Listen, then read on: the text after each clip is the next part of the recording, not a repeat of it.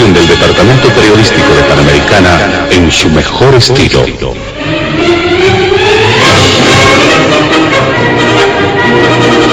Entrevistas exclusivas sobre temas que crean expectativa general.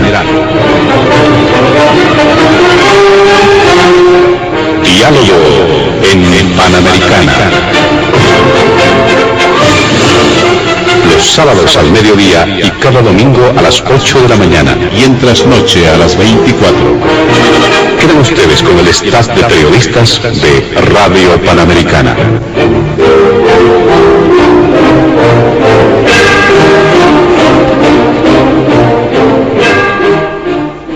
¿Cómo están, amigos de todo el país? Bienvenidos a Diálogo en Panamericana. Y en este fin de semana, al igual que en otras ocasiones, vamos a desarrollar varios temas de la agenda informativa nacional que se concentran fundamentalmente en algunos ejes que los vamos a abordar acá en el programa. El primer punto tiene que ver con ese debate que ha retornado al escenario acerca de los sucesos que se han registrado el año 2019. Esto en función de un informe que ha presentado la Iglesia Católica, informe Memorias, así se ha denominado, respecto al rol de pacificación que habría jugado precisamente la Iglesia Católica en nuestro país, y la convocatoria al expresidente Carlos Mesa Gisbert ante la Fiscalía para que pueda brindar declaraciones en torno a lo que hizo, a lo que él considera sucedido en esa ocasión. Aunque es de conocimiento público, él se ha acogido al derecho al silencio en el marco de las normas vigentes y obviamente él ha manifestado que no se va a convertir en un instrumento que de alguna forma pueda generar posteriormente una suerte de persecución también a otros líderes y a otras personalidades que han estado formando parte de la defensa de la democracia, dice el año 2019. Este es el primer punto de Diálogo en Panamericana. El segundo punto tiene que ver con la situación del exministro de Gobierno Arturo Murillo en la justicia norteamericana. Se han registrado algunas informaciones que dan cuenta de una situación un tanto confusa que tendría actualmente el señor Arturo Murillo. Pues se dijo que habría sido liberado con el pago de alguna fianza, pero desde las autoridades nacionales se aclaró que eso todavía no era oficial y que incluso el procurador lo había manifestado. Se aguardaría información oficial en este sentido. Se dijo además que no está en esa situación, que no habría obtenido la libertad. Esto en función también de muchos elementos que forman parte de algunos antecedentes. Se dijo ya hace bastante tiempo que hubo una suerte de negociación de precisamente de la defensa de Arturo Murillo, que podría modificar su situación y convertirlo en testigo clave. Habrá que evaluar qué es lo que ocurre en este tema. Este es el segundo punto de Diálogo en Panamericana. Y finalmente, lo que no puede faltar son reflexiones, algunas consideraciones en torno al curso de la pandemia acerca del COVID-19 en el país, tomando en cuenta todos los elementos que son de conocimiento público y que generan bastante preocupación en la ciudadanía. Estos tres puntos están en la agenda de Diálogo en Panamericana. Nuestros invitados especiales de este fin de semana se encuentran en los estudios de Panamericana el ex ministro de Gobierno, el analista Hugo Moldis.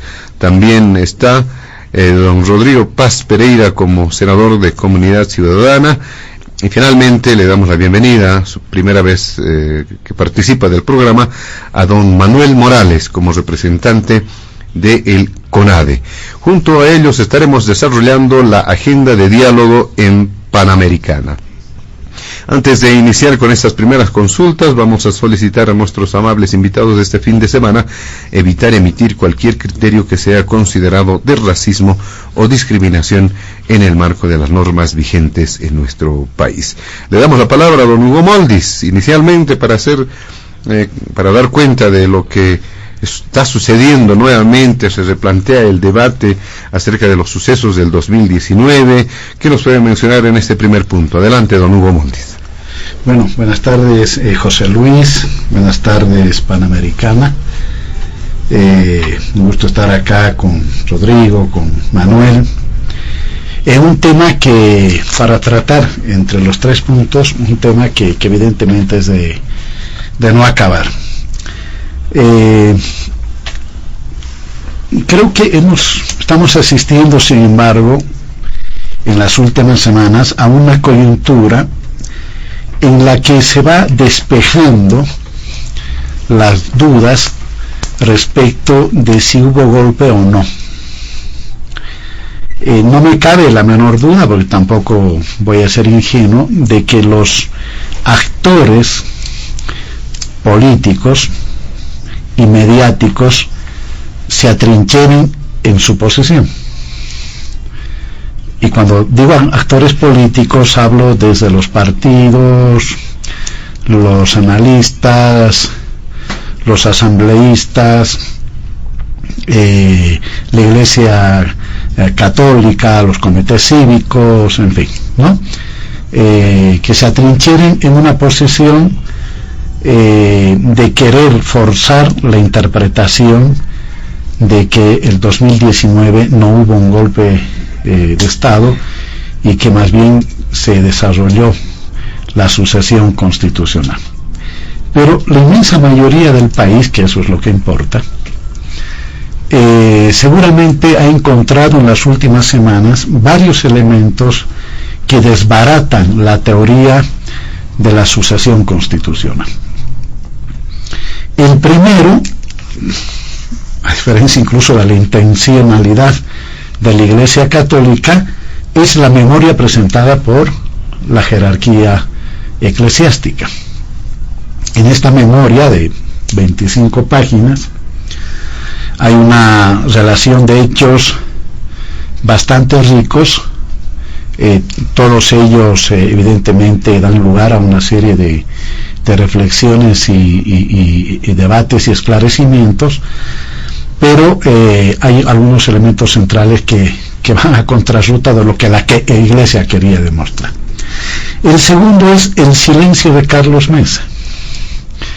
La decisión de acogerse al silencio, evidentemente es un derecho, pero en circunstancias como estas está lejos de provocar el efecto que quiere, que pretende el señor Mesa, sino todo lo contrario. Lo que hace es ratificar, uno, la abierta participación de un demócrata liberal, así yo lo veo, arrastrado, subordinado al proyecto de una ultraderecha que logró jalar detrás de sí a varias organizaciones del país, ¿no? Críticas, opositoras a Evo Morales, pero jalarlas en un proyecto más bien en una salida no democrática. Entonces es evidente que el silencio de Mesa más bien confirma no solamente la participación en el golpe. En la memoria veremos luego algunos detalles, sino que confirma su alto grado de complicidad con todo lo que hizo el gobierno de facto durante un año. Tercero, los audios de López, ¿sí? Bastante delirantes, pero es López, que confirma también lo que se había ya anticipado en septiembre aproximadamente, desde varios ángulos, incluso también desde artículos que salieron en el exterior, sobre los preparativos de un golpe de Estado, o antes o después de la victoria del movimiento al socialismo.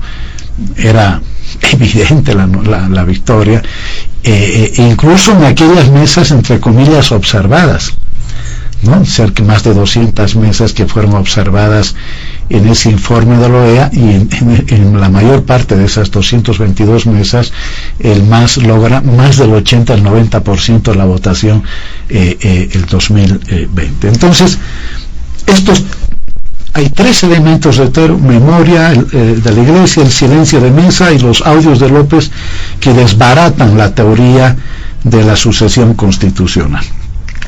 Segundo, confirman la tesis del golpe. Y tercero, que para mí es importantísimo en el ámbito de la reflexión política, que en Bolivia, tanto con el golpe como el fallido intento del señor López de evitar la asunción de Lucho Arce, lo que estaba en disputa no solo era el derrocamiento, la finalidad no solo era el derrocamiento del proceso de cambio, evitar que Evo Morales continúe siendo el presidente del Estado plurinacional, sino que más allá de eso, lo que se estaba queriendo instalar es una suerte de democracia de excepción, y permítame explicar esta palabra, que recoge los elementos típicos de la doctrina nacional, de la seguridad nacional de los 60 y 70, con los que se persiguió, se encarceló, se asesinó, se proscribió organizaciones, etcétera, que los combina con elementos democráticos que le dan esa fachada, ¿sí?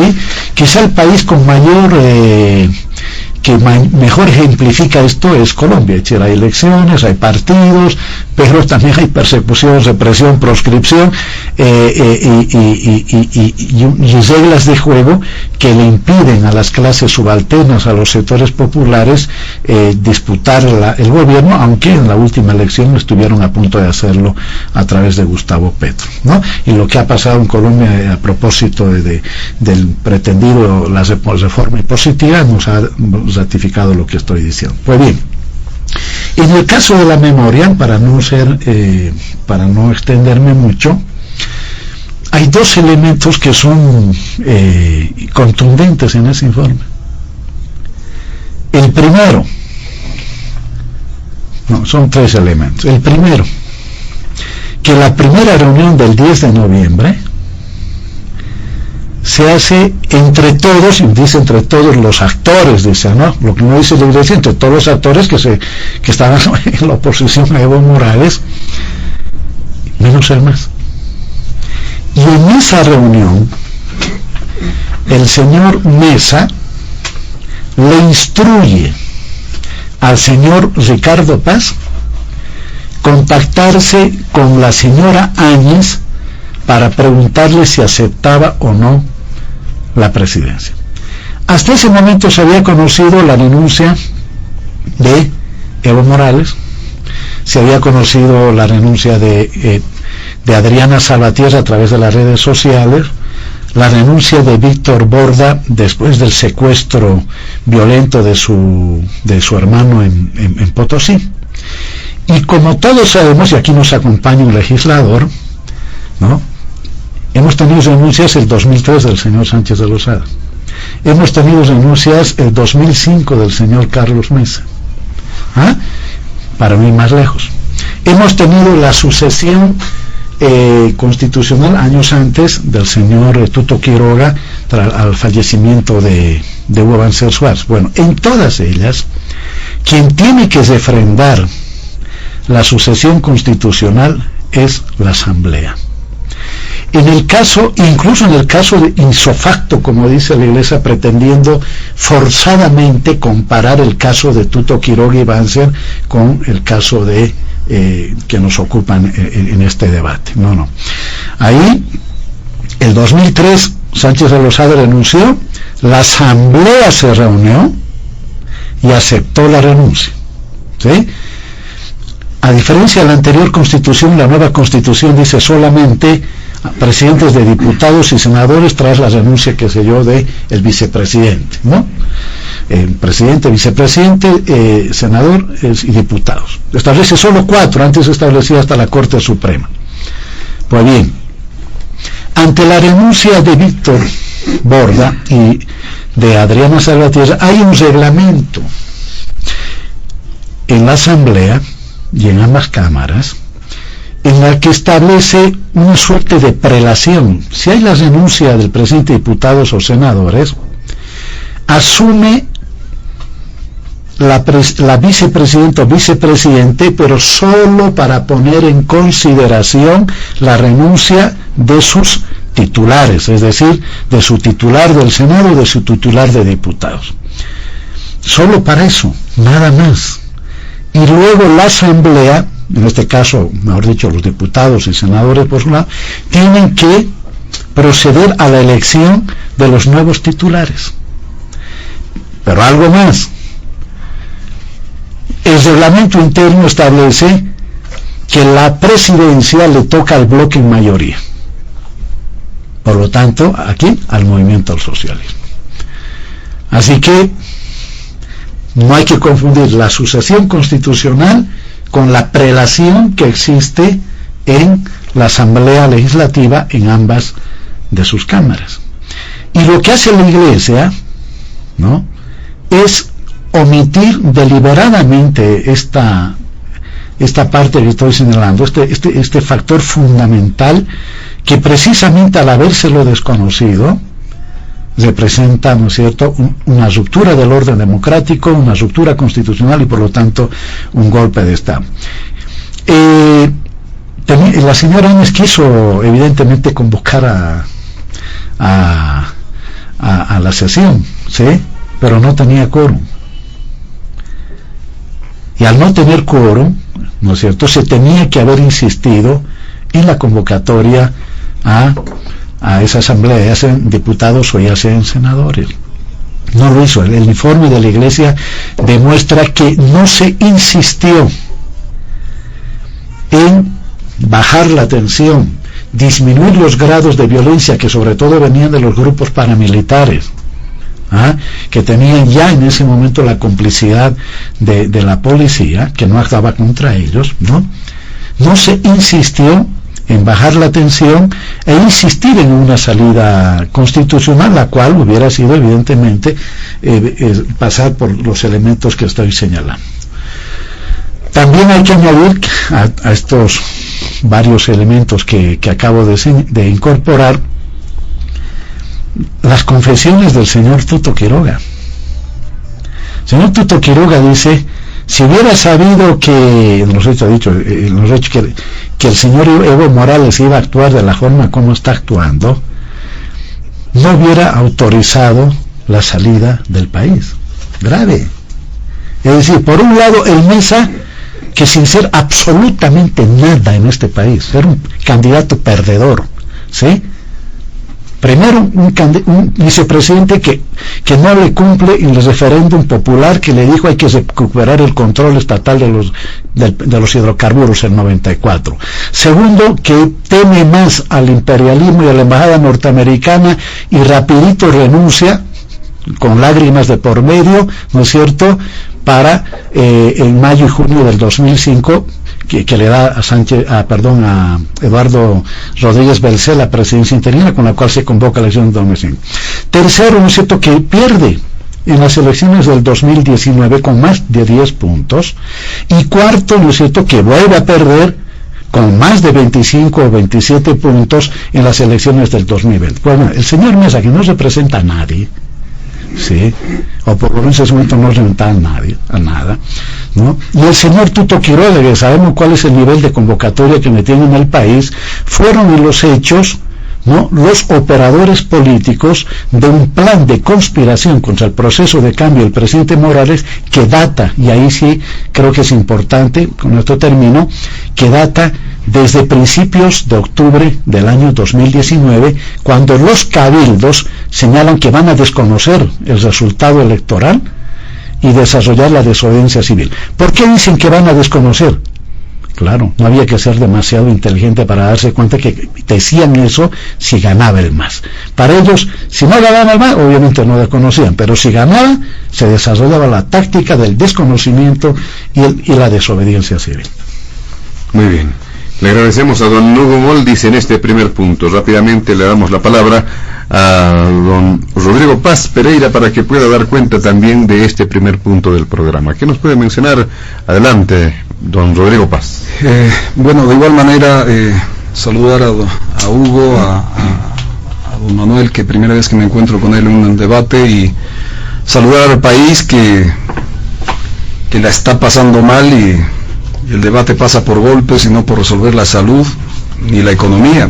Entonces parece que estamos en contrarruta, porque todos los países del mundo están resolviendo el problema de la salud y la economía, y Bolivia ha descubierto algo que debe ser único, que el golpe va a dar de comer, el golpe va a dar de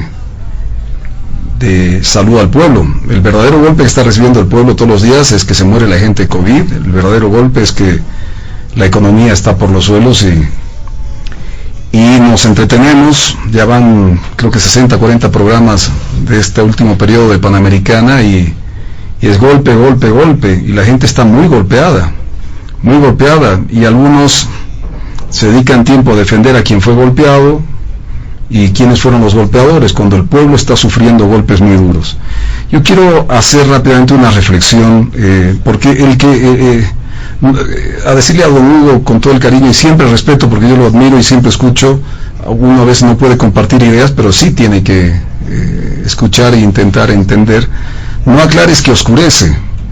Esto parece novela de esas inglesas de cantidad de datos, a tal hora salió uno y a la media hora apareció otro. O sea, es todo un enredo que muy poca gente está entendiendo, y es un poco lo que decía don Sánchez Berzaín. Es una técnica de don Sánchez Berzaín. El escándalo es la prueba. Hace escándalo y eso es la prueba para llevar adelante un proceso, en este caso golpe o el que fuese.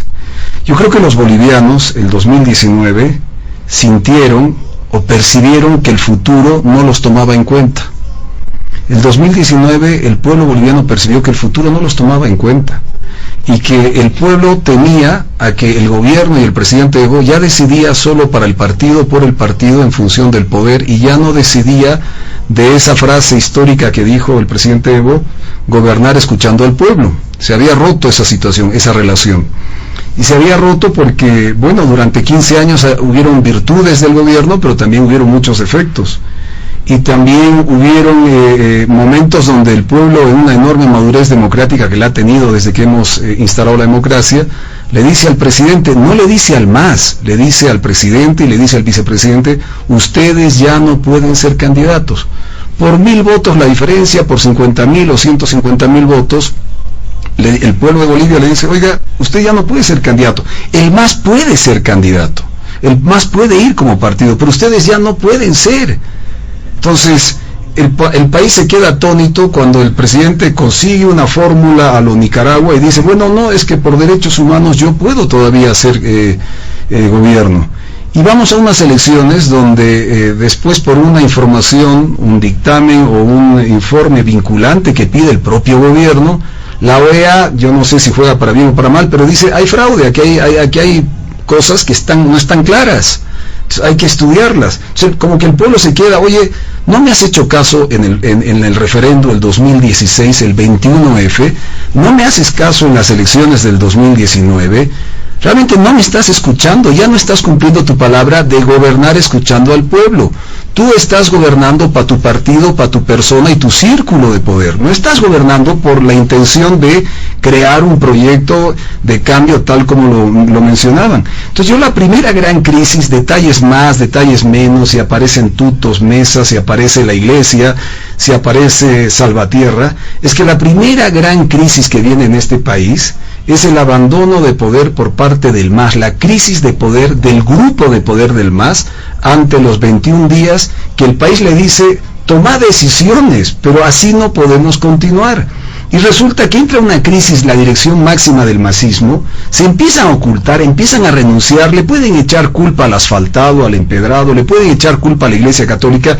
La verdadera primera gran crisis es el vacío de poder de decisión de aquellos que eran los máximos en el mandato del masismo, los que gobernaban el mandato, y son incapaces de reaccionar ante las demandas. No entendieron que el mandato desde el 2005 realmente era generar un salto al futuro, pero un salto al futuro como país, y no solo ganar poder por el poder para el partido y para quedarnos, como en algún momento dijeron, nos vamos a quedar de por vida ya en el poder.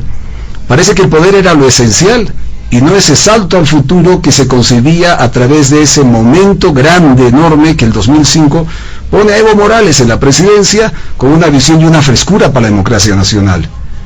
Hubo una crisis, y la primera crisis del 2019 es de la dirigencia máxima del masismo. Segundo, la crisis que tuvimos no es del país. Esos 21 días échele la culpa a comités cívicos. Yo creo que le da mucha envergadura al señor Camacho, como si hubiera sido el Mesías. Es el pueblo el que se movilizó y hubieron liderazgos que supieron entender esas movilizaciones, pero es el pueblo, y es el pueblo, el país, no es el que genera la crisis. Vuelvo a reiterar, quien genera la crisis es el masismo por falta y capacidad de decisión con la patria, y el pueblo con una madurez enorme, ratifica el 2020 en elecciones. Oiga, que el MAS gobierne, señor Arce, usted sea presidente. O sea, nos enseña su madurez en el proceso de la historia democrática, que fueron eligiendo en función de las necesidades que tenía el país, y que Evo Morales fue presidente pues para 14, 15 años, y que no tenía que ser más presidente, y que si el MAS presentaba nuevas fórmulas, tenían gran margen para ganar como la ganaron con Arce. Esa es la demostración que el problema del país no era con el MAS, no era con un gobierno específico, era con no cumplir la ley, no cumplir las normas, no cumplir la voluntad popular del 21F. Ese fue el inicio del fin de la relación de aquel concepto gobierno escuchando al pueblo. Como la crisis no fue del país, sino fue creada por el MAS, es una suerte de entender que el escenario de confrontación, el escenario, si ha habido algún tipo de golpe, lo creó el masismo, por no entender el escenario, porque lo tenían todo, no había institución que no manejaran en este país, tenían a las Fuerzas Armadas, a la policía, a todas las instancias cuadradas, y tenían el favor mayoritario del pueblo. O sea, si hubo un golpe acá, fue un golpe autoinfligido, autogestionado, no sé cómo lo podría decir, de la incapacidad del liderazgo del masismo para entender el momento que la patria le pedía. Vean con ojos de la patria y no vean con ojos de un partido político o una suerte de revolución que solo la entendían en esos momentos el masismo. En pocas palabras, tenían el poder pero no tenían causa. Reitero, tenían el poder sí, pero no tenían causa, y cuando no hay causa el pueblo lo siente, y por eso pide los cambios, por eso pide transformar momentos, y se generan los problemas de un gobierno de transición. Los causó el masismo por no entender el momento que se requería ceder, no con el partido, sino con las autoridades, y poner nuevos protagonistas a la cabeza de ese partido, renovación, recambio, y poder liderizar un proceso nuevo en el país. Entonces el golpe yo creo que se lo hizo el MAS. Yo creo que el golpe fue el que causó y no entendió, y causó un dolor enorme a la patria, porque hubo un gobierno de transición que no tendría que haber entrado. Hubo un gobierno de transición que no tendría que haber entrado, y además un gobierno de transición que lo hizo pésimo, pues le dieron la potestad para llevarnos a una elección, y claro, como todo factor de poder, porque si pecó el MAS con el poder, ¿por qué no va a pecar la señora y un equipo de querer, a través del poder del gobierno, instaurar un nuevo proceso de unas elecciones y presentarse, que es un grave error? Eso fue una infidelidad con la voluntad popular, y así, de igual manera, la madurez democrática del país le dijo no a la señora, tanto así que tuvo que renunciar. La madurez democrática del pueblo boliviano es la sabiduría democrática, es el concepto del pueblo boliviano. No la tomamos en cuenta, el masismo no la tomó en cuenta, y causó lo que causó por no interpretar esa sabiduría, por no interpretarla. Y voy redondeando las ideas de que, oye, una cosa, ¿qué diferencia de liderazgos? Y con Hugo podemos compartir esto. Esos liderazgos que se quedan. Oye, Allende se quedó firme en la Casa de la Moneda. Yo era un niño cuando el golpe de Allende, y estaba en Chile en el exilio. Omar Torrijos en Panamá, Fidel Castro en Sierra Maestra, Luis Espinal con la iglesia que hoy día tanto se reprocha, el asalto a la COP, Marcelo Quiroga Santa Cruz, o el propio, no por nombrar a un pariente, a don Jaime Paz cayéndose en un avión quemado, no, se quedaron, Siles Suazo se quedaron ante los golpistas. Esos eran golpes, ahí había golpe, pero aquí lo que hubo es una falta de interpretación de los que gobernaban a una necesidad de ser escuchada la opinión, la voz del pueblo. Y eso nos trajo toda esta suerte de desgracias, de muertes, de desorden nacional, que evidentemente no tendría que haber pasado si hubieran interpretado democráticamente y correctamente a la población. Cierro diciendo lo siguiente, que en el caso de Mesa le doy poco porque me parece, o sea, estimado Hugo y a los compañeros del MAS, me parece irrisorio. O sea, esto es lo que hace Sánchez Berzaín. El escándalo es la prueba. Es generar un escándalo para que se convierta en prueba. Carlos Mesa es el presidente de una alianza de varias organizaciones democráticas del país.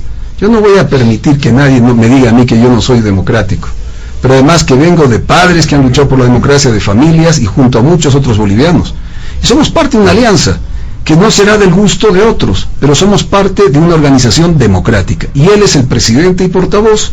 Y Mesa no ha callado su voz, ha ido ante una institución que no tiene credibilidad en este país como es la justicia, y ha dicho: señores, me acojo a lo que manda la Constitución que hemos votado todos los bolivianos, pero además le entregó a los fiscales una redacción de sus opiniones del por qué. No se quedó callado, silenciado. Les entregó 2 hojas diciendo: señores, por estos motivos, por estas condiciones, yo no declaro, me acojo a este artículo 121 de la Constitución, pero nada más sale y habla al pueblo, porque al final el pueblo es el que juzga. Y vuelvo al principio de lo que dije antes.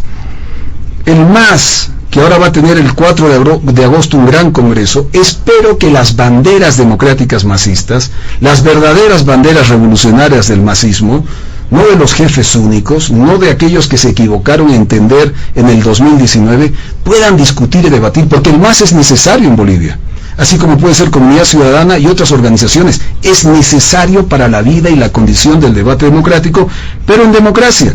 Y por eso creo que lo que dice Carlos lo está diciendo con toda claridad. Yo no puedo ser testigo de algo que no existe. Oiga, averigüe pues, justifique esto, pero no me puede traer a mí a hablar de algo que no existe. Es como hablar de cosas que no son parte de nuestra realidad. Culmino, con todo el respeto a los compañeros del MAS y al gobierno, que está, porque siento que el señor Arce, siento que el señor Choquehuanca está un poco atrapado. Su preocupación debería ser resolver salud, resolver economía, resolver los problemas que tiene la patria, y estamos hablando de golpe. ¿Qué vamos a hacer? Porque todo proceso o toda estrategia política como esta tiene que tener un fin. Hago las siguientes preguntas. ¿Vamos a romper relaciones con el Vaticano? Porque toda esta información la sabe el Papa Francisco. O sea, vamos a romperle, vamos a decir: oiga, Papa, usted golpista, vamos a romper con usted. Vamos a romper relaciones con Naciones Unidas. Vamos a romper relaciones con la Unión Europea. Vamos a romper relaciones con la Embajada de España. Vamos a romper relaciones con todos aquellos que de una u otra manera se han preocupado por el desarrollo de la democracia en el país, por querer justificar algo que el país está diciendo: señores, muy bien, si hubo golpe o no golpe, resolvemos eso de la historia, perfecto, lo hay que resolver, porque además hay percances. Pero además algo más, perdón que me haya alargado, qué hermosa es la justicia en Bolivia. Resulta que hay un decreto ley que perdona a todo aquel que ha hecho desbarajustes en este país y que coincidentemente están vinculados a un partido político, y ha sido aprobado en el Parlamento, y al resto que vayan a la justicia. O sea, todos aquellos que han quemado Pumacataris, aquellos que han inducido a la violencia, aquellos que han quemado casas, como desgraciadamente le ha ocurrido o torturado al hermano del señor Borda, o sea, a todos aquellos, porque son de este bando, toma este decreto ley y ustedes son perdonados, no tienen ningún problema. Los que son del otro bando, como no están con la revolución ni el proceso de cambio, aquí está pues la justicia, ustedes son parte de un proceso de cambio, de golpe.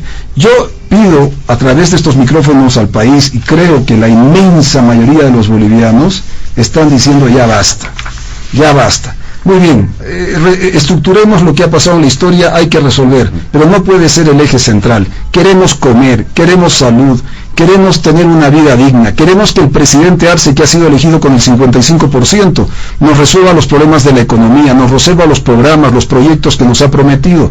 El golpe no nos da de comer, no nos resuelve la salud, no nos resuelve la vida de los bolivianos. Muy bien, le agradecemos a don Rodrigo Paz Pereira. Ahora le damos la palabra a don Manuel Morales como representante del CONADE para que pueda también emitir algunos criterios sobre este primer punto del programa. Bienvenido en su primera participación. Adelante. Sí, muchas gracias. En primer lugar, agradezco a Panamericana por la invitación. Bueno, son temas apasionantes, ¿no? Pero hay también leyes en la historia, ¿no? Y una de las leyes que tenemos que aprender, aunque no nos guste, es de la objetividad. Y hay acontecimientos históricos que ya forman parte de lo sucedido, ¿no? Ahí hay una especie de transeccionalidad, ¿no?, en la historia. Por lo tanto, intentar generar una teoría que intente hacer un revisionismo de lo que ha sucedido, como el famoso golpe de Estado, que no tiene sustento, es una labor que, si bien no va a obtener resultados concretos, sí es parte de una operación política y judicial que la vamos a explicar. Lo primero que nosotros queremos destacar es que el MAS, en 14 años, ha sido un gobierno de Evo Morales que, generando grandes expectativas populares indígenas, fue cayendo en actos de corrupción, desinstitucionalización y otros aspectos como la quema, digamos, de la chiquitanía, ¿no?, un daño ambiental por defender determinados intereses en alianzas con el sector del agronegocio, del cual no quiero entrar a hablar. Sin embargo, hay una línea más política, ¿no? Y es que el MAS ha estado comprometido, y especialmente Evo Morales, con acciones golpistas, y la más destacada ha sido pues el año 2016. ¿Qué es desconocer un referéndum de carácter vinculante? Que alguien me explique si eso no es una acción anticonstitucional y sediciosa. Es una acción golpista. Y a partir de ahí empieza pues la historia de un MAS muy vinculado a estas acciones golpistas, que luego van a tener en una sentencia constitucional, la 084, por ejemplo, tratar de forzar una repostulación como un derecho humano del señor Evo Morales, generando una sentencia que intenta reescribir la constitución política del Estado. Si ustedes han leído esa sentencia, es una sentencia en la que se dice que una parte de la Constitución no debe ser acatada porque finalmente vulnera un derecho, ¿no? Entonces el Tribunal Constitucional se toma el atrevimiento de reescribir la Constitución. Eso también es una acción golpista. Lo que pasa es que los ciudadanos bolivianos tienen mucha paciencia, ¿no? Y si bien hemos visto estas situaciones que van contra la Constitución, contra el ordenamiento jurídico nacional, pensábamos que el MAS no iba a llegar a tanto, ¿no? ¿Y a dónde ha llegado? A elecciones primarias de carácter vinculante, donde la votación ha sido ridícula, con un Tribunal Supremo Electoral absolutamente parcializado, y es evidente que hubo cabildos, y en uno de los cabildos se advirtió que si Evo Morales y Álvaro García se volvían a presentar a una repostulación, la ciudadanía no iba a aceptar, ¿no?, un triunfo en esas condiciones, y se fueron a las elecciones del 2019.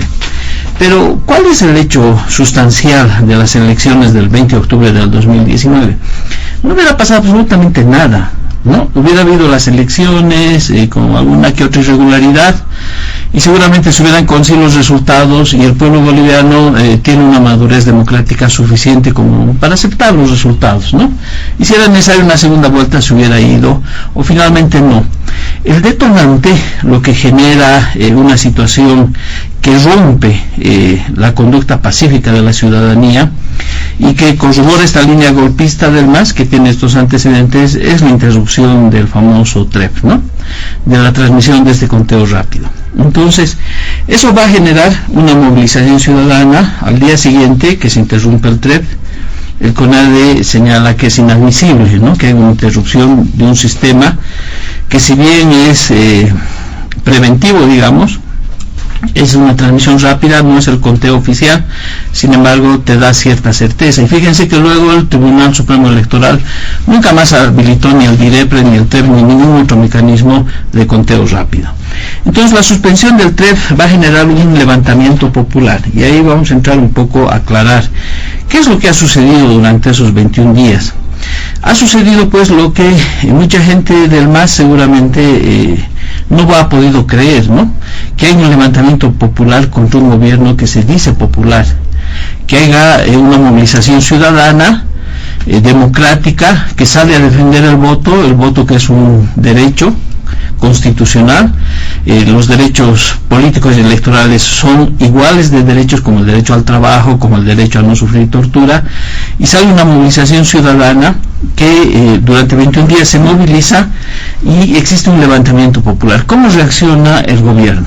El gobierno, en vez de atemplar la situación, de calcular un poco que la lucha de clases no es solamente pues la lucha de clases que tú enarbolas para llegar al poder, sino que esa lucha se mantiene, las contracciones son latentes en el país, en la sociedad, y que también esa lucha puede ser víctima tú. En ese contexto, el gobierno elabora una estrategia, y es Juan Ramón Quintana la que lo dice a todo el país: vamos a ir a la vietnamización del país, ¿no? Y señalan ellos en su estrategia una estrategia de círculos concéntricos alrededor del poder. Un primer círculo interno era el ejército, seguramente la policía, y luego movilizan a sus movimientos sociales, ¿no? Entonces, a la lucha democrática de la ciudadanía que estaba ahí en las calles con la bandera exigiendo el respeto por su voto, nos hemos visto en el enfrentamiento con las organizaciones sociales, ¿no? Pero organizaciones sociales muy particulares. Norte de Potosí, movilizados hacia la ciudad de La Paz, sectores de Santa Cruz movilizados hacia la capital cruceña, y los sectores mineros viniendo a la ciudad de La Paz armados de dinamita, ¿no? Y en ese círculo concéntrico, en esa estrategia que diseña Juan Ramón Quintana, el enfrentamiento se da, ¿no? Y en ese enfrentamiento muere el señor Julio Llanos, ¿no? Que es atacado, tiene las carpas ahí frente al Ministerio de Justicia en el Prado, lo agreden y fruto de esa agresión fallece. Es miembro de la plataforma de lucha contra las dictaduras, miembro del CONADE. Entonces no me vengan a decir pues que la historia de Sencati y Sacaba es la única y que las únicas víctimas han sido azules. Se ha dado una serie de otros enfrentamientos, y en esa lógica, ¿no?, de estos círculos concéntricos se da la paradoja que el distrito minero de Colquiri agota todo el stock de dinamita que tenían para la producción de minerales, porque todo eso lo habían traído a la ciudad de La Paz para fortalecer esta lucha de anillos concéntricos, la famosa vietnamización de Juan Ramón Quintana, que también es derrotada por la lucha ciudadana. Entonces, en esa situación, en ese contexto, es muy interesante analizar que las fuerzas fundamentales del gobierno se van quebrando, y es interesante hacer el análisis porque la primera institución que se va a quebrar frente a esta confrontación es la policía. Ellos no hablan de motín, hablan de un repliegue, y la ciudadanía, fíjense que de manera contradictoria, ¿no?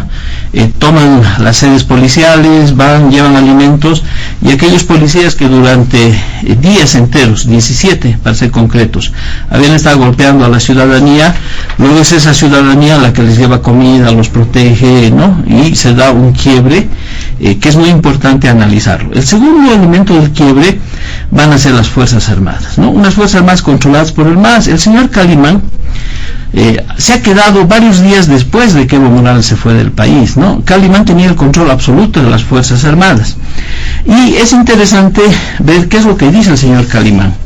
El día 10 de noviembre Calimán dice que en conformidad al artículo 20 de la Ley Orgánica de las Fuerzas Armadas, ellos sugieren que Evo Morales dé un paso al costado, y voy a leerlo de manera textual: permitiendo la pacificación y el mantenimiento de la estabilidad por el bien de nuestra Bolivia, y piden la desmovilización de todos los sectores. Y esto está reflejado en el canal Telesur, ¿no?, que además ustedes saben que es un canal en el Ecuador que responde a la línea de Venezuela. En el caso de los movimientos sociales, bueno, la policía, el señor Yuri Calderón, sugiere renunciar para pacificar el país. Nadie está solicitando la renuncia de Evo Morales para que suba otro gobierno, por si acaso. Todos lo hacen en el entendido de que Evo Morales ya era un gobierno que había perdido toda base, toda legitimidad popular, y como en 2003 todos aconsejaban que Evo Morales dé un paso al costado. Y lo más interesante son las declaraciones de los movimientos sociales, que es el tercer anillo concéntrico que se le cae al MAS. Y en el caso de la COP hay un señor Flores que lee un comunicado, y el señor Guarachi es muy textual en decir, primero lo que dice la COP: en aras de la democracia, el pueblo y nuestra patria, le pide al presidente se destituya al Tribunal Supremo Electoral, generando un nuevo tribunal imparcial, investigar y generar procesos legales, pacificar al país. El presidente debe escuchar al pueblo. Y finalmente Guarache, el ejecutivo de la COF, dice: nosotros llamamos que el pueblo se pacifique, que asuma esta responsabilidad, que renuncie a Evo Morales. Ahí están los golpistas, supuestamente. Ellos son los que han pedido la renuncia de Evo Morales, pero ni siquiera lo hacen para que haya un gobierno que lo reemplace, sino en aras de la pacificación del país. Pero hay cosas interesantes. Fíjense que la Iglesia Católica, y ahí está la memoria, ¿en qué parte de la memoria se dice que la Iglesia Católica se ha manifestado pidiendo la renuncia de Evo Morales? Al CONADE se le acusa de ser golpista. ¿En qué momento, cuándo, dónde hay una declaración de algún miembro del CONADE pidiendo que Evo Morales renuncie? Nosotros no queríamos la renuncia de Evo Morales. Lo que queríamos era que se solucione el conflicto, que se convoque un nuevo Tribunal Supremo Electoral y se vayan a nuevas elecciones. Entonces, estas quiebras incluyen al propio MAS. El MAS se ha quebrado en el conflicto. O sea, ahora vienen a contarnos la historia de que son el superpartido, el supermovimiento, la gente honesta que nunca ha mentido al país, que nunca ha robado, que han sido las mujeres honestas, transparentes, quieren darnos clases de ética, de comportamiento, de moral y de proyecto político. Cuando el MAS también se quiebra, y ahí están las declaraciones de la señora Salvatierra, de la misma señora Susana Rivero, ¿no? Y la misma defensora del pueblo. ¿Qué le dice Nadia Cruz a Evo Morales? Apelando al compromiso con la patria, se sugiere al primer mandatario y al vicepresidente del Estado considerar la dimisión a su cargo para lograr la pacificación en el Estado Plurinacional de Bolivia. Esto se da a las 16:04 del 11 de noviembre. Y Adriana Salvatierra, en un video que es de conocimiento público, señala que su renuncia no se debió a razones personales, sino a razones políticas. Esta decisión fue asumida de forma conjunta con Evo Morales y Álvaro García Linera. Entonces, el MAS también se quiebra. Entonces, estamos frente a una situación de una insurgencia popular, una revuelta democrática ciudadana. En esta revuelta nadie tenía la intención de formar un nuevo gobierno. Lo que se quería era que se rectifique el proceso electoral, que si había un fraude, que se investigue, que se procese al tribunal, y el mismo día, 10 de noviembre, están las declaraciones públicas de Evo Morales. Lo primero que él hace es pedir la detención inmediata de la señora Choque, del señor Acosta y de todos los miembros del Tribunal Supremo Electoral, y ese día tanto Carlos Romeros como el fiscal Lanchipa ordenan la detención de estos funcionarios del Tribunal Supremo Electoral, vocales, nacionales, y hasta el día de hoy siguen con un proceso abierto en torno a ¿qué? ¿A un golpe de Estado? No, en torno al fraude. Evo Morales defenestra, sin ser autoridad competente, defenestra al Tribunal Supremo Electoral el mismo día de su renuncia, ¿no? Y los hace detener y se les abre procesos a través de la Fiscalía. Un proceso que hasta el día de hoy no ha podido ser cerrado porque es un proceso abierto por el fiscal general del Estado Plurinacional, el señor Lanchipa. En ese contexto, Evo Morales se va del país y la pregunta que habría que hacerles a los del MAS es: ¿cuál es el objetivo de que Evo Morales se vaya? ¿Qué buscaba? No, cuando viene el avión mexicano y sale del país, cuando seguramente está ya recorriendo territorio que no es boliviano, la pregunta que habría que hacerle a él y a Álvaro: ¿qué buscaban con esa huida o con esa salida? ¿Cuál era el siguiente paso? ¿Para qué se estaban yendo? ¿No? ¿Cómo estaban dejando el país? Y ahí la respuesta, evidentemente, es que se ha generado un vacío de poder por ellos mismos. Y todo lo que se habla de lo que se hizo el 10, después de que Evo Morales se fue, el 11, el 12, el 13, y los días que vengan, pueden haber las reuniones que hubieran habido o a las que nos hubiera dado la gana hacer y asistir, porque en ese momento no había gobierno constituido dentro de Bolivia, físicamente no estaban gobernantes, y por lo tanto no nos pueden acusar a nadie, menos a la Iglesia, de haber hecho reuniones conspirativas. La conspiración se da, y eso es teoría política pura, cuando existe pues un poder constituido. Si no hay poder, si hay vacío de poder, tú puedes unirte y hasta puedes hacer intenciones de cambio a la Constitución, puedes nombrar futuros presidentes, lo que tú quieras, no tiene efecto porque no hay un poder constituido y por lo tanto la figura de un supuesto golpe de Estado nunca se da. Y finalmente, para ir cerrando, luego si bien no puedes poner otros temas que me parecen interesantes, es que ha habido un vacío de poder. El día de hoy algunos voceros del MAS dicen que no ha habido vacío de poder. Ayer una vocera ha declarado que la conspiración, estas movilizaciones generaron el vacío de poder. Bueno, es otro tema para la discusión. Pero finalmente el tema es, ¿qué buscan? ¿A qué están jugando? ¿No? O sea, ¿qué están buscando?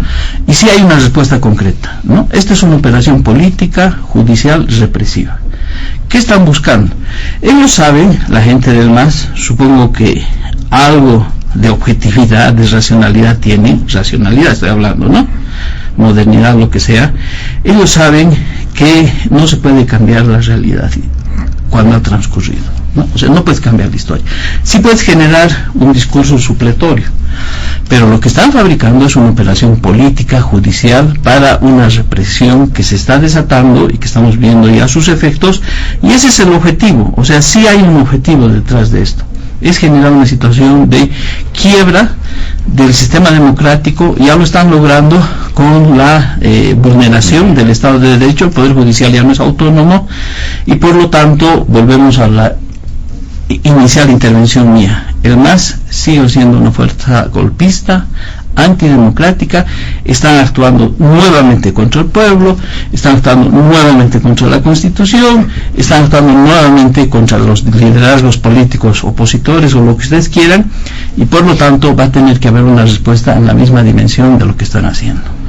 Muy bien, vamos a desarrollar una segunda ronda en este primer punto. Ni duda cabe, existen varias puntualizaciones que realizar, pero les solicitamos a nuestros invitados, como así se les ha permitido ser amplios en esta primera participación, reducir ahora la misma, acortando a pocos minutos, por favor, para ir cerrando ya con varias puntualizaciones que seguramente tienen. Don Hugo Mondis, adelante. Sí, no, la verdad que me provoca bastante atención la intervención de ambos. Por un lado, Rodrigo hablándonos de que no hay respuestas a la economía, ¿no? Cuando el propio Banco Mundial, Fondo Monetario Internacional establece un crecimiento superior al previsto por el gobierno, hay una inversión de más de 4.000 millones de dólares frente al casi cero inversión que hizo el golpismo, el golpe y la señora Áñez. Estamos hablando de un país, hablaremos después del tema del COVID, donde hay respuestas en el marco de una realidad mundial. Entonces, pura retórica, puras frases que finalmente no explican absolutamente nada, ¿no? Ahí coincidiendo con Manuel, que el MAS se dio un golpe. A ver, por favor. Hay una convención americana, artículos 23 y 24, a la que apelaron, ¿no? Oscar Arias, que no es ningún izquierdista, y ambos lo saben, me imagino, ¿no? Y por el cual fue habilitado, precisamente, el primer habilitado en la sala de lo constitucional en base al pacto de San José, se llama Oscar Arias. Luego pasó en otros países. El propio Almagro reconoció en mayo en su visita al país que habían 4 países que habían habilitado sus candidatos de esa manera. ¿Fue un error desconocer el resultado del 21 de febrero? Sí, eso es verdad. Lo que yo matizo además de eso es que ese error no solamente es anterior al referéndum. Yo no concibo la democracia solamente como voto, como representación, ¿no? Apelo ahí a Zabaleta a entender la democracia como autodeterminación. Y en el MAS, y lo digo en un libro que yo escribí sobre el golpe de Estado, ¿no? Ya habían procesos que nos señalaban una suerte de desencuentro entre arriba y abajo, debilidad en el protagonismo de los movimientos sociales, etcétera, etcétera, ¿no? Que es otro tema de discusión. Son niveles en los que hay que discutir. Tercero, a ver, no se trata de utilizar la teoría pretendidamente marxista, aunque no lo ha dicho ya Manuel, no creo que lo vaya a decir de aquí, no lo he escuchado por lo menos en sus declaraciones últimas, ¿no? Para una cosa y obviar para otra. Gramsci, mi querido Manuel, hablaba, ¿no es cierto?, sobre la movilización negativa y la movilización positiva para referirse, por ejemplo, a lo que sucedió con el fascismo y, ¿no es cierto?, y el nazismo en Europa. La base también puede movilizarse, por supuesto, y puede haber una gran movilización popular, pero no necesariamente ni por objetivos democráticos ni con una perspectiva revolucionaria, ¿verdad? La historia nos muestra eso. Tanto Hitler como Mussolini fueron líderes de masa, pero lo que no los convierte ni en democráticos ni en revolucionarios. Segundo, dice no había gobierno. Está bien, no había gobierno, pero había constitución, y ninguno de los dos me ha respondido, ¿no? Y yo insisto en este tema porque eso tiene que ver, y tú eres legislador, Rodrigo, ¿sí? Una cosa es la sucesión constitucional, que va hasta presidente de diputados, y otra cosa es la prelación en diputados o en senadores en el caso de la renuncia de sus presidentes. ¿Qué es lo que tenía que haber hecho la Iglesia y el señor Mesa, a quien le vuelvo a quitar representatividad? Yo no creo que sea fascista. Yo creo que es un demócrata liberal, porque la política es correlación de fuerzas, hablando de teoría, Manuel, ¿no? Que se dejó arrastrar, como lo hizo el CONADE, por la ultraderecha, porque la agenda que se estableció en este país antes, durante las elecciones y después de las elecciones del 2019 fue una agenda de la ultraderecha. Más específicamente, ¿sí? ¿No? ¿Qué te refieres con ultraderecha? Pues Camacho, aquellos sectores que querían instalar una junta civil-militar, ¿no? Camacho evidentemente tuvo que retroceder eso, pero finalmente el proyecto de ir contra la Constitución se agendó. Y yo no he escuchado ese razonamiento tan puramente democrático que me vienes a hacer aquí, ¿no? Cuando la señora Ares persiguió a más de 1.500 personas, las metió en la cárcel sin procesos, sin el debido proceso, persecuciones por el solo hecho de opinar en las redes sociales, ¿no? Y gente que tuvo que salir del país. Así que seamos consecuentes. Yo entiendo que la gente puede cambiar. Cada quien tiene el legítimo derecho de cambiar en su vida, en su posición política, ¿no? Pero también el objetivo es que haya una constitución. Y en la memoria de la Iglesia, además de eso, en las declaraciones del señor Mesa, que dice lo más próximo, buscamos una salida, dice el señor Mesa, más próximo a la Constitución. No, la Constitución o se cumple o no se cumple, ¿verdad? O se cumple o no se cumple. Entonces, evidentemente hay muchísimo que debatir. No quiero yo, mérito al tiempo, señalar que quienes están oyendo a este debate, y lo estamos viendo, lo estamos escuchando hoy, ¿no? Entre otras tribunas, porque eso es lo que está pasando ya en las 2 últimas semanas. Los que están escapando del debate, en serio, objetivo, ¿no? No subjetivo, no confundiendo deseos con realidades. Al debate, ¿no? Lo que están confirmando es que la teoría del fraude se cayó. No demostraron una sola acta. Yo quisiera saber, que es la segunda pregunta, ¿dónde están las actas? Las actas cuyas copias las tienen los partidos, no solamente lo tienen los jurados electorales. ¿Dónde están las actas? Donde el señor Mesa y el CONADE, ¿no es cierto?, hayan salido a mostrar y decir, a ver, en la mesa 10 habían 20 votos y aparecen tan. No, nunca la mostraron. Y la OEA, que fue parte del golpe, porque en el convenio que hace, a mi juicio, yo creo que el MAS y el gobierno se equivocan en ese momento, de darle valor a una organización cuya historia es de abierto intervencionismo en América Latina desde que se fundó en 1948, ¿no? Muy bien, pero la OEA desconoce porque presenta el resultado, no el 12 o el 13 o el 14, para eso no habla de informe preliminar.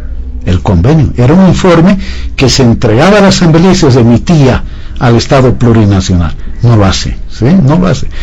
Entregan finalmente el informe final a la señora, cuando ya está la señora Áñez. Bueno, yo digo, se cayó la teoría del fraude, se cayó la teoría del golpe, se cayó la teoría, ¿no es cierto? La teoría de la sucesión constitucional, se reafirma la teoría del golpe, se reafirma la teoría de que el objetivo era evitar que las masas populares, que el bloque indígena, campesino y popular, que con todas sus equivocaciones han hecho historia en este país, ya han pensado en la economía, ya han pensado en la salud, lo siguen haciendo, lo demás son generalidades, ¿no? Porque si hablamos de datos, estoy seguro, ¿no es cierto?, que Rodrigo no tenía un solo elemento para decir que en este momento estamos en la situación económica que dejó la dictadura.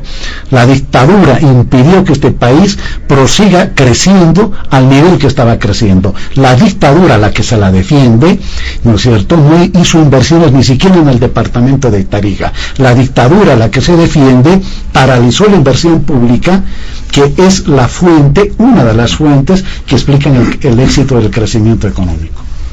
Muy bien, le damos la palabra ahora a don Rodrigo Paz Pereira para ir cerrando este primer punto. Una pregunta, ¿cuál de las dictaduras se refiere? La de Áñez. Ah, ya, bueno, es bueno aclararlo. Porque clarísimo, la de Áñez, porque han habido varias dictaduras en este país, entonces, bien que lo aclaras, porque por ahí le generas duda a la población. Empecemos. La población no es tonta. La población no es tonta. No, por eso mismo, por eso la población decide bien. Por eso votaron 55% por Lucho Arce. Si me permites, Hugo, gracias. A ver, empecemos por lo primero, lo económico. A la información que has dado, las empresas creadas por el Estado Nacional le deben $6.000 millones al Banco Central. 6.000 millones. Y no la meto a la señora Áñez, yo no tengo por qué defender a la señora Áñez, así que no me metas a mí en ese pleito, que yo no estoy. Por eso he dicho claramente en la intervención que un fallo enorme de liderazgo y de visión de la patria, de la cúpula del MAS, generó todo este proceso y esta desgracia nacional por no entender lo que el país democráticamente le estaba diciendo. Y como tú bien has dicho, el país no es tonto y tomó una decisión en las calles. Se respeta lo que el país indicó. Entonces, a eso, $6.000 millones es lo que deben las empresas estatales. ¿Quién se llevó los 6.000 millones? ¿Quién lo sabrá? ¿Dónde funcionan esos 6.000 millones? Y le deben al Banco Central. Son empresas bolivianas que le deben al Banco Central 6.000 millones. Pero hoy día nuestras reservas internacionales son 4.850 millones. Nuestras reservas. Estuvimos en un momento álgido cuando los hidrocarburos en un poco más de 15.000 millones. Hoy día estamos en 4.850 millones. Díganle a la Áñez que se farrió 11.000 millones en un año, puede ser una buena historia, pero el pueblo no es tonto, como dice don Hugo. O sea, que ahí hay un proceso que hay que analizar. Pero además, el gobierno está buscando $5.000 millones en créditos internacionales para cumplir con la inversión pública que ha propuesto en el presupuesto 2021. O sea que por un lado tenemos $6.000 millones que nos deben nuestras propias empresas que son incapaces de producir algo, que hemos gastado un dineral de plata y no sabemos a quién le hemos pagado, porque ahí debe haber varios ricos. Por el otro lado tenemos 4.850 millones que son nuestras reservitas. Con eso vamos a apalancar platita a nivel internacional y vamos al mundo a alargar la mano para que nos den 5.000 millones para la inversión pública. Esto en el ámbito de lo estrictamente económico. Segundo, yo estoy totalmente de acuerdo con lo que dijo Hugo. La Constitución está para que se cumpla. ¿Qué tiene que ver Oscar Arias acá, en Costa Rica? La Constitución dice no reelección. Un referéndum dijo no reelección. ¿Por qué no lo hemos cumplido? ¿Por qué no lo hemos cumplido? Tan claro como eso. Y sí estoy de acuerdo, porque lo dije en mi primera intervención, 55% al MAS con el señor Arce y el señor Choquehuanca. El problema no era el partido, era el liderazgo. El problema no era el partido, era el liderazgo que estaba incumpliendo un compromiso. Señor Evo tiene muchas virtudes, pero también ha tenido defectos, y uno de ellos es no entender y mirar con los ojos de la patria que era el momento de aceptar un 21F, el referéndum, de aceptar la Constitución, no buscarle vueltas, ser directo y honesto con la población y permitir que su instrumento político continuara con nuevos liderazgos o nuevos proyectos o nuevos nombres para llevar adelante lo que conciben el proceso de cambio. No estoy diciendo ninguna atrocidad, no estoy ofendiendo ni insultando a nadie, pero hay algo que escribió hoy día el señor Rafael Fuentes. El señor Rafael Fuentes, que ha sido viceministro de gobierno, si no me equivoco. Puente, disculpen. Él hace una descripción de todo lo que ha sido el proceso, los signos ya de la antidemocracia que están dando, pero además de algo que se llama el síndrome de Ubris. El síndrome de Ubris, cuando el personaje, el ciudadano empoderado, ya pierde la relación de la noción de la realidad con el Estado y el Estado con el pueblo. O sea, una situación de crisis, que el liderazgo o los liderazgos pierden la relación de esa nueva Bolivia o ese nuevo país que se engendró por el esfuerzo de la democracia, por los 15 años del propio gobierno del MAS, y que hoy día está en otra perspectiva. Pero el Estado soy yo, o todo pasa a través mío, y utilizan el victimismo, porque fueron 500 años de abuso, porque el imperio me persigue, porque hubo golpe. Hoy día la nación está esperando del masismo una propuesta novedosa del futuro. No está esperando resolver el pasado para, de alguna manera, resolver los problemas de algunos liderazgos del masismo. Está esperando, oye, ¿qué vas a hacer con mi futuro? ¿Qué vas a hacer con la patria grande? Si resolvimos, ya hubo golpe, no hubo golpe, lo del fraude, muy bien, la OEA son unos imperialistas, son lo que ustedes quieran. Pero lo que me preocupa a mí como boliviano, como alteño, como cruceño, como tarijeño, no es que me digan que la Áñez no puso un mango en Tarija, que dicen la última dictadura. Muchas dictaduras no le pusieron un peso, es más, nos sacaron todo lo que teníamos como hidrocarburos, hicieron muchas obras en el resto del país y no nos devolvieron ni un favor, ni el saludo ni el gesto. Entonces, yo no me voy a venir a quejar si me dieron a Tarija o no. Lo que sí Tarija y el resto del país le está diciendo a un gobierno y a un partido que es importante y que tiene y no se lo puede negar, oiga, gobierne para el futuro, no gobierne para el pasado. Lo que queremos es un salto al futuro, no un salto para el pasado. Y tienes razón, Hugo, Mesa no tenía ninguna representación, solo el 36% del voto popular, lo que el pueblo pensaba que era una buena opción, y que se apagó la luz, como ocurría en el pasado, se apagó la luz en el sistema, y resulta que los números cambiaron. Como se acuerdan cuando Evo salió segundo, se apagó la luz, estaba Manfred segundo, y iba a haber la elección, porque te acuerdas que en la anterior constitución se elegía entre los dos primeros en el Congreso. Se apagó la luz, Manfred ya estaba midiendo cortinas, ya estaba entrando a Palacio, porque iba con Goni a la segunda vuelta, y seguramente la inmensa mayoría del voto en el Parlamento iba a ser para Manfred. Apareció y se apagó la luz, y apareció Evo Morales con 700 votos de ventaja. No son 1000, ni 1500, ni 150,000, 700 votos. Ahí nadie se rasgó las vestiduras de decir, oiga, ¿qué ha pasado?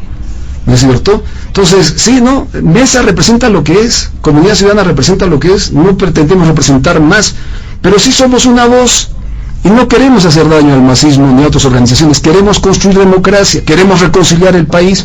Hay que resolver los temas del pasado, sí, hay que resolverlos, pero no podemos vivir en el pasado para resolver los siguientes 70 años de este siglo. Estamos en la tercera década del siglo XXI y seguimos hablando de los problemas del siglo pasado.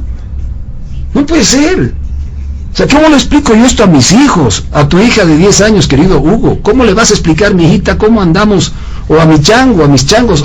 ¿Sabe qué el problema, mis changos? Había sido que es un golpe, y por eso estamos atrasados en todo. Por eso la educación está como Haití.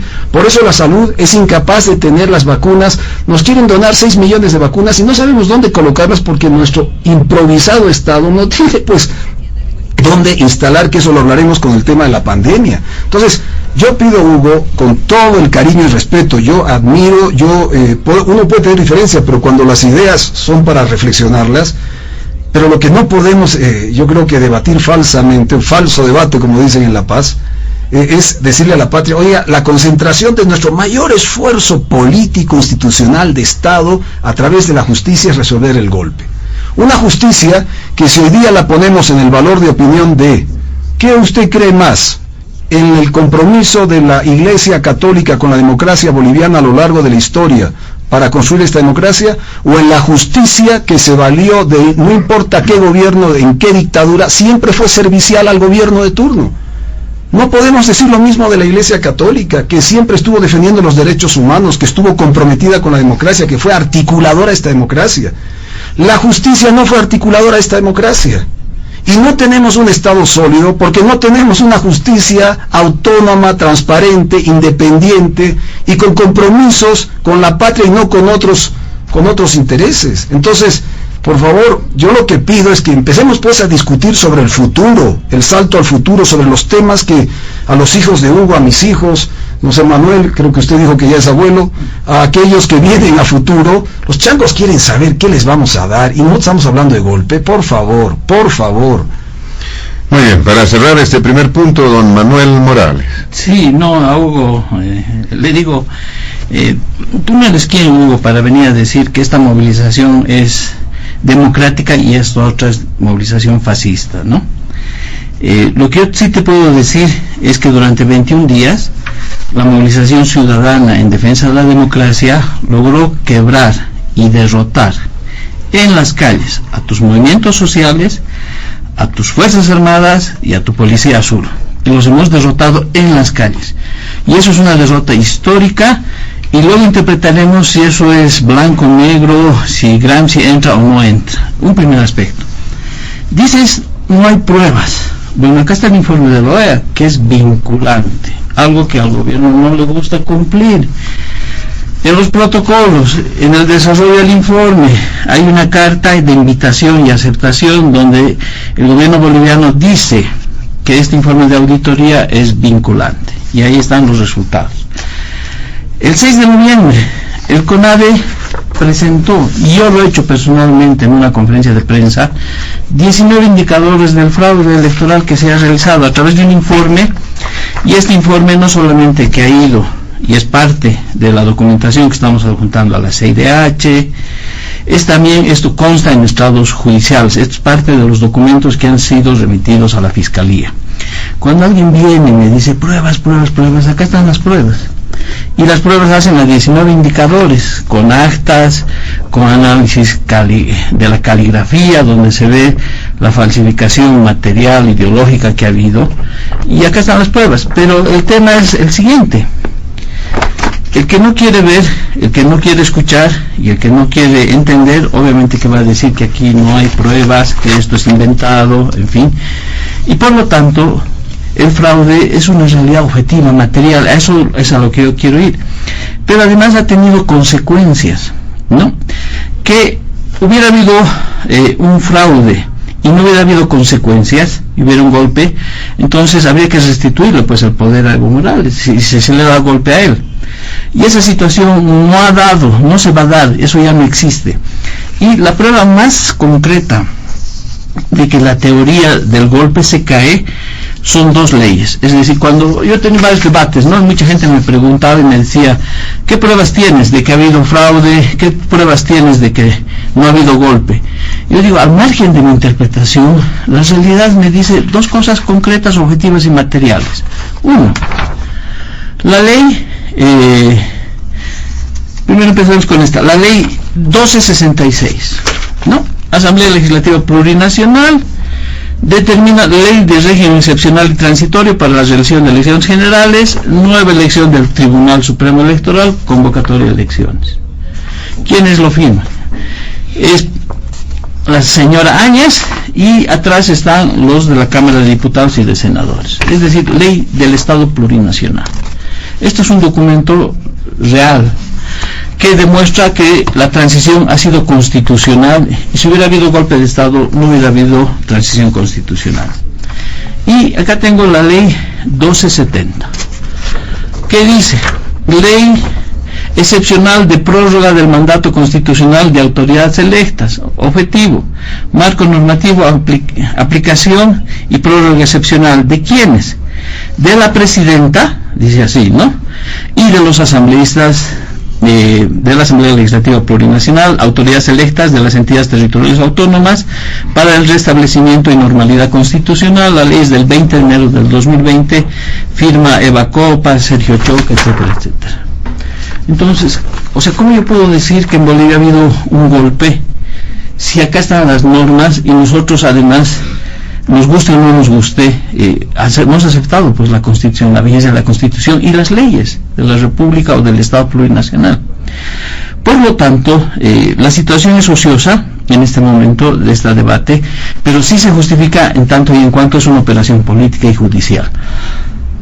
Entre elección y elección, ¿no?, que son hitos democráticos, evidentemente pues en el medio de eso hay procesos de democracia participativa, como los cabildos, como los referendos, pero entre un acto electoral y otro acto electoral, lo que más se ha acostumbrado en esa gradiente, en ese vacío, en ese bajío que hay, es a vulnerar la Constitución, las leyes, la democracia y el Estado de Derecho. Entonces, cuando se juega así, eres demócrata porque el 55% está elegido y el CONADE reconoce esa elección de Luis Arce y jamás lo hemos cuestionado, y hasta que hay elecciones subnacionales hay una serie de vulneración de derechos humanos. Eso no es democracia. Se está de nuevo volviendo a la acción práctica del golpe que el MAS ha dado desde el 2016, y por lo tanto esa situación lo que está es polarizando. En ese contexto sí tiene un objetivo hablar del golpe de Estado, es instaurar esta operación política y judicial para que el MAS controle el aparato judicial, se vaya a una persecución política de la oposición hasta que nuevamente se rearticula el movimiento ciudadano, hasta que nuevamente salgamos a las calles a defender la democracia, porque esa es la historia a la que el MAS nos está empujando. Hay un golpe en marcha y nosotros vamos a salir a defender la democracia y a enfrentar ese golpe que se sigue organizando desde el Estado y desde el MAS.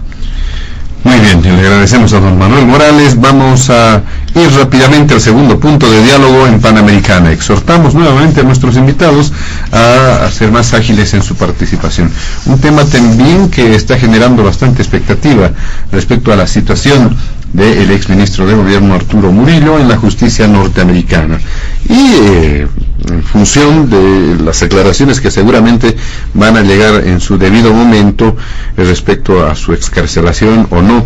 Lo que sí es ya de conocimiento público es que hubo acercamientos o negociaciones entre la defensa de Arturo Murillo y el sistema judicial de Estados Unidos, y se habla en determinado momento de que pueda convertirse ahora en testigo clave.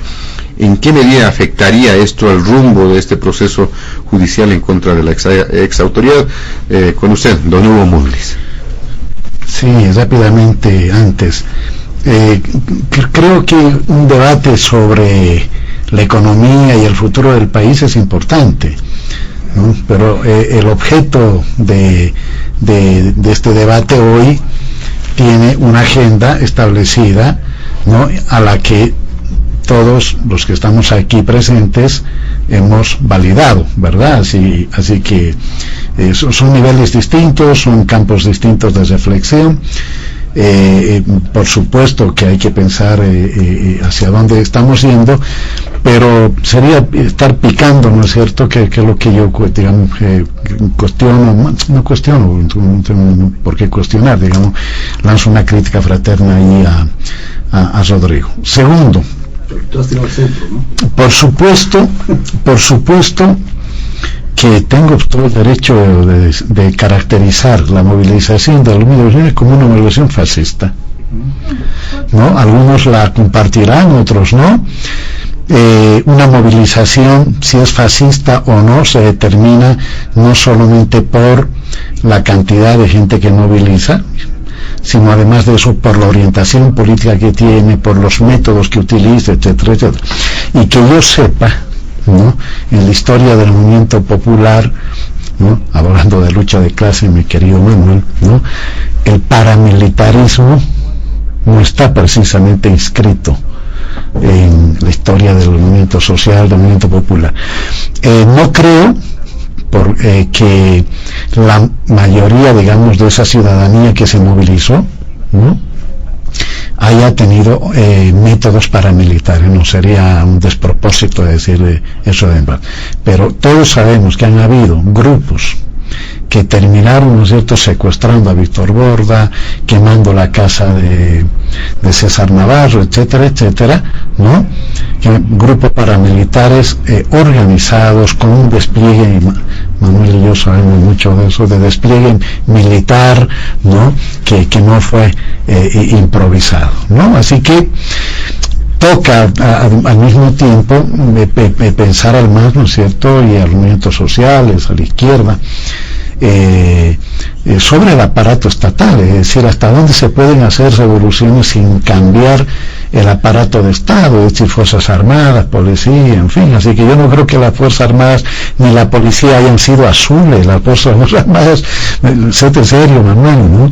Las Fuerzas Armadas no han cambiado, la Policía no ha cambiado, hay un tema pendiente, siguen siendo organismos autónomos que se mueven, no solo, igual que la justicia, se mueven en función también a veces de la relación de fuerzas que hay en determinado país. Veía hace poco en una película, El Informante, ¿no?, a propósito del caso Watergate.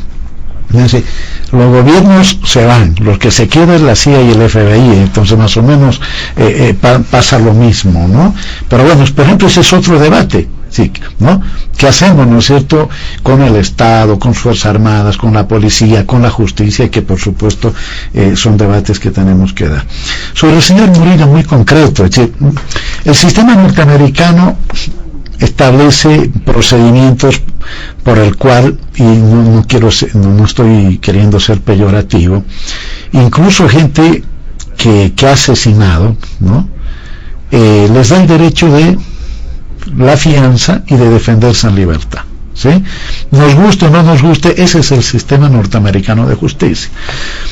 No hay información, para no especular, de que este señor de acusado, ¿no?, de imputado por delito de lavado de dinero y otros, se esté convirtiendo en un testigo clave. Yo no digo que no vaya a suceder, ¿no? Me imagino que andará muy desesperado, como en su momento estuvo Sánchez de Lozada, para llegar a un acuerdo e inventarle una serie de mentiras ahí a la justicia norteamericana, que cruzada con objetivos políticos, porque hay un detalle. ¿Dónde fue detenido el señor Murillo? En Miami, ¿sí? ¿Quiénes? Me imagino que no sucedió. ¿Quiénes manejan Miami? ¿No? La policía, la aduana, absolutamente todo. La Fundación Cubano-Americana, ¿no es cierto?, la fundación de grupos reaccionarios, contrarrevolucionarios, en fin. Así que, y lo que estoy diciendo no es ninguna novedad, sean republicanos o demócratas, todos con posiciones prácticamente contra la izquierda y el movimiento progresista, ¿no? Entonces, puede terminar negociando porque está en esa jurisdicción. Lo evidente es que hasta ahora no hay indicios de que esto vaya a suceder. Segundo, de que haya salido. Y tercero, de que yo solamente espero que la justicia norteamericana, que tanto se precia de ser equilibrada, imparcial, cosa que yo no creo, ¿no?, pero bueno, tanto que se precia ante el mundo, pues no lave, estoy poniendo entre comillas, no lave los delitos, cierro comillas, los delitos de lavado de dinero del señor Murillo, ¿no? El informe del FBI es contundente, ¿no?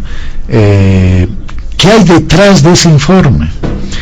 Es decir, lo mismo que de la OEA, ¿no? A mí me pareció un error hacer un acuerdo con la OEA para, sobre todo con efecto vinculante por la historia de la OEA, ¿no? No son invenciones, hay una historia objetiva, ¿no?, del papel de la OEA. Pero bueno, lo hicieron. Lo que yo cuestiono es que la OEA haya incumplido en los tiempos en los que se tenía que presentar. No era ese sábado 8/9, sino era muchos días después. Y las leyes que apuntaban, ¿qué quería el CONADE? Que el país se convierta en un polvorín. Es decir, el hecho de la aprobación de esas dos leyes, que finalmente dieron cierta salida, no implica que no hubo golpe.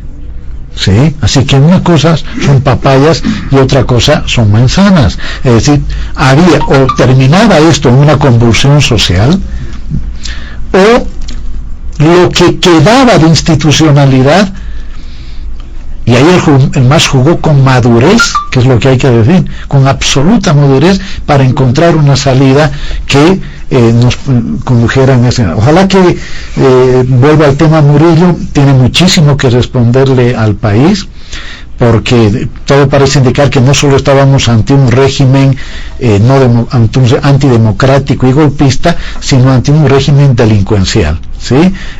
Donde Murillo y López eran sus dos más importantes representantes.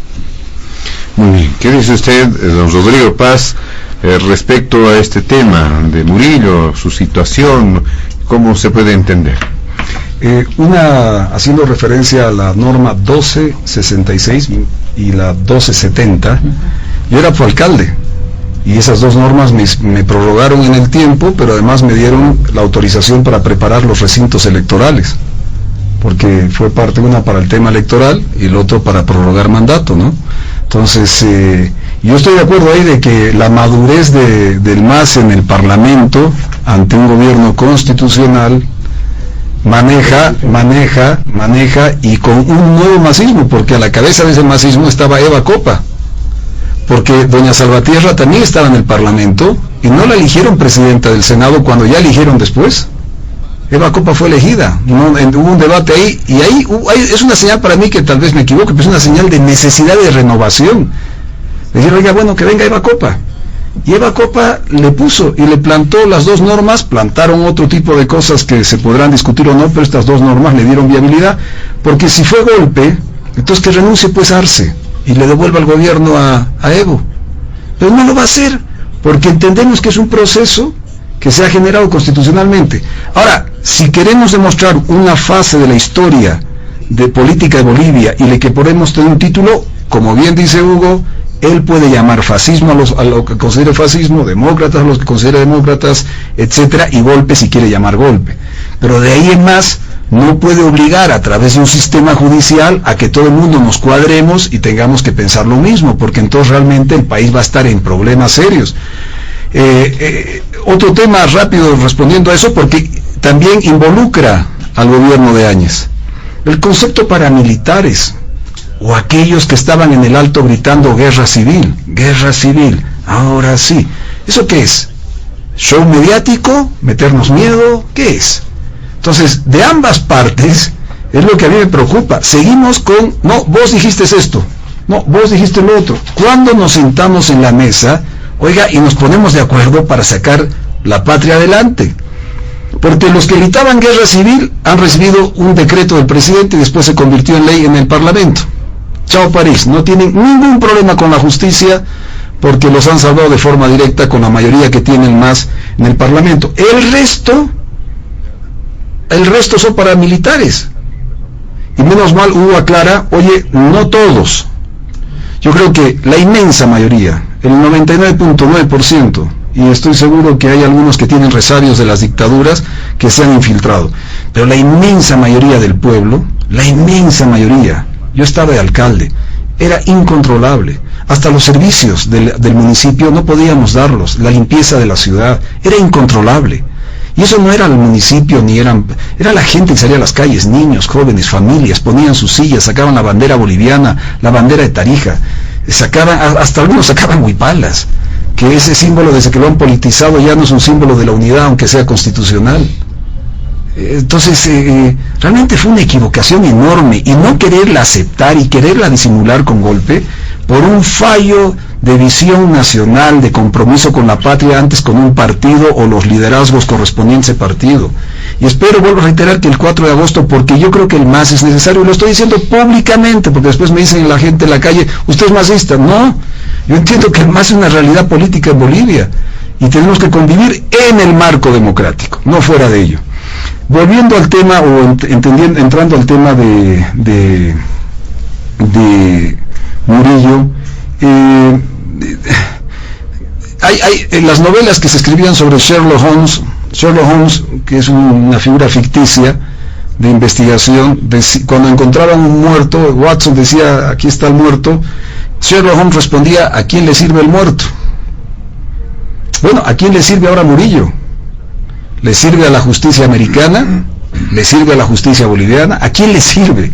Porque claramente os da a entender de que se está volviendo un personaje, como dice Hugo, tal vez por la angustia o la necesidad de utilidad para algún tipo de posicionamiento. Entonces, ¿a quién le sirve este muerto? ¿A quién le sirve Murillo en estos momentos? ¿A la justicia americana o a la justicia boliviana? En Bolivia ya sabemos cómo hubiera procedido. Ahora vamos a ver cómo procede en los Estados Unidos. Veamos cómo procede. Quiero agregar algo. Creo que en el caso de Murillo y la señora Áñez, reitero, cometieron una grave traición a la patria, no en el sentido del golpe, porque creo que este es un ámbito ficticio para excusar una mala lectura del masismo y sus liderazgos, que tuvo las consecuencias de un gobierno de transición por no respetar la voluntad democrática del pueblo, ni el referéndum.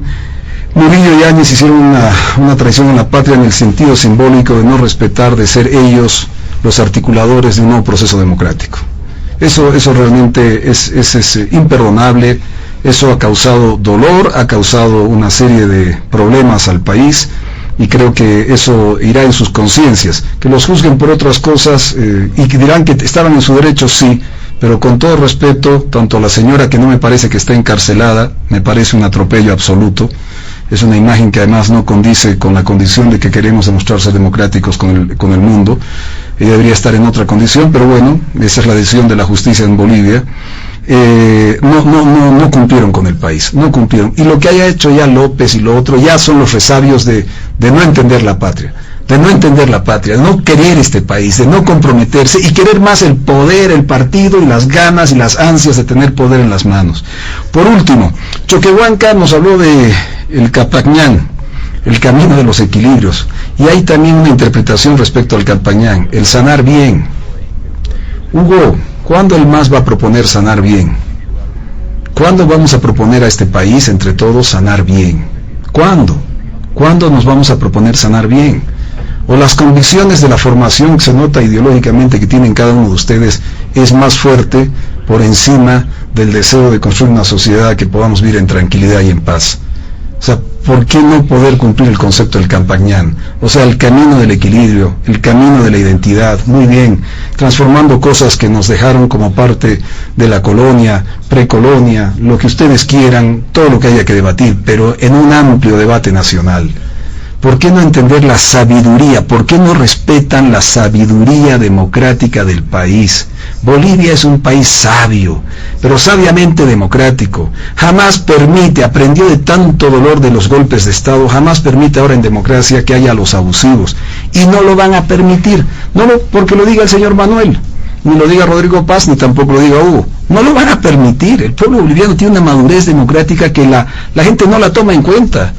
La toman como si fuera, no hermano, con unos marketings y con unas platitas en los medios de comunicación y con unas ideas de estas, y inversión acá, inversión, el pueblo va a estar convencido. No, como dijo Hugo hace unos momentos atrás, el pueblo no es tonto, tiene sabiduría, olfatea, huele, siente. Yo he bailado 15 años caporales en Oruro, he bailado morenadas, he estado mezclado en mis comunidades. Uno siente, y lo habrá hecho uno bien o mal, y no voy a hablar de Marx, y no voy a hablar de ¿cómo fue el culpa que comentaste? De Gramsci, o Ortega y Gasset con la revolución de las masas, la rebelión de las masas. Póngale nombre, suena muy bien, pero al final el pueblo lo que quiere es que su presidente lo atienda, lo vea, le resuelva sus problemas de la economía, le resuelva sus problemas de la salud. Así de sencillo, yo lo veo así de sencillo. Y es difícil, es muy difícil. Murillo no lo hizo, Áñez no lo hizo, y todo su equipo no lo hizo. Fue un gobierno de transición de la improvisación, pero fue a consecuencia de una mala lectura, querido Hugo, de un momento dado de no respetar la sabiduría y la voluntad democrática del país. ¿Y a quién le sirve este muerto? ¿A quién le sirve Murillo? ¿A la justicia americana o a la justicia boliviana? Muy bien, muchas gracias, don Rodrigo Paz. Le damos la palabra a don Manuel Morales para que pueda hacer referencia también a este caso de Murillo y concluir con este segundo punto del programa. Sí, bueno, primero antes, Hugo, el paramilitarismo está dentro del MAS. Y está dentro del MAS en Yapacaní, en Montero, en Chayapata, ¿no? Con documentación que nosotros tenemos audiovisual. Y ese es el grupo de los paramilitares que han actuado después de la caída de Evo Morales. La gente que se ha movilizado del Chapare de manera masiva, armados, hay una infinidad de videos que nosotros lo hemos presentado como pruebas al Grupo Especial de Investigación de la CIDH. Dentro del CONADE no hay visibilizado, localizado, denunciado ningún grupo paramilitar. Ofendes al pueblo cruceño si dices que en los 21 días de bloqueo, o al Tarijeño, o al Cochala, en esos puntos de bloqueo con las famosas pititas, si ha habido grupos paramilitares actuando. No ha habido, ha sido un movimiento cívico ciudadano. Que algunos dicen que la Juventud Cochala es un grupo paramilitar, no sé, habría que probarlo eso, ¿no? Y eso hay que probarlo además en la vía judicial, porque hay un detenido o dos. La Juventud Cochala se ha movilizado en motos y evita que la gente del Chapare ingrese a Cochabamba. Ese ha sido su crimen. Pero después, paramilitarismo hay dentro del MAS. En el caso de Murillo, miren, nosotros como CONADE hemos tenido varios conflictos con Murillo. Uno de ellos ha sido la supuesta privatización de Elfec, ¿no?, que es una empresa eléctrica de Cochabamba, y las acciones represivas que han tomado contra José María Cabrera, ex procurador del Estado del gobierno de Yanine Áñez. Y nosotros hemos hecho una denuncia y hemos pedido las medidas cautelares, la protección de José María Cabrera por las denuncias que hizo con Murillo. En el caso del gobierno de Áñez, nosotros tenemos una posición bien clarita. Nosotros, en relación a la demanda y a la supremacía de la Constitución, exigimos un juicio de responsabilidades para el gobierno de Áñez y para el gobierno de Evo Morales, porque ambas gestiones han vulnerado derechos humanos, han hecho daño al país, ¿no? Y por lo tanto, hacerle un juicio de responsabilidades es lo correcto, es lo adecuado. Sin embargo, el MAS ha cometido un error y se ha metido en un callejón sin salida. Le ha anticipado un juicio penal por algo que no existe, un golpe de Estado, que no se va a poder demostrar. Y ese juicio penal inviabiliza el juicio de responsabilidades. En ese contexto, Murillo escapa, y claro, cuando lo detienen en Estados Unidos, la gente del MAS se sobreexcita, ¿no? O sea, judicialmente, políticamente, excitación, estoy hablando de excitación en todas las palabras, con todo el concepto de la palabra excitación, y dicen, bueno, ahí está, cayó, entonces, por lo tanto, las arbitrariedades judiciales que estamos cometiendo no existen, porque a Murillo lo han detenido en Estados Unidos, nos están dando la razón los gringos. Qué mala onda, ¿no? Qué manera de distorsionar la situación. La justicia norteamericana es otra cosa, la justicia boliviana es una lágrima. En ese contexto, seguramente, ahora que Murillo puede, no digo que sea cierto, puede que pase a ser testigo, ya no sindicado, seguramente va a generar otro vuelco. Pero lo que nosotros pedimos y solicitamos de manera clara es que a la señora Áñez se le haga un juicio de responsabilidad. Es lo que dice la Constitución.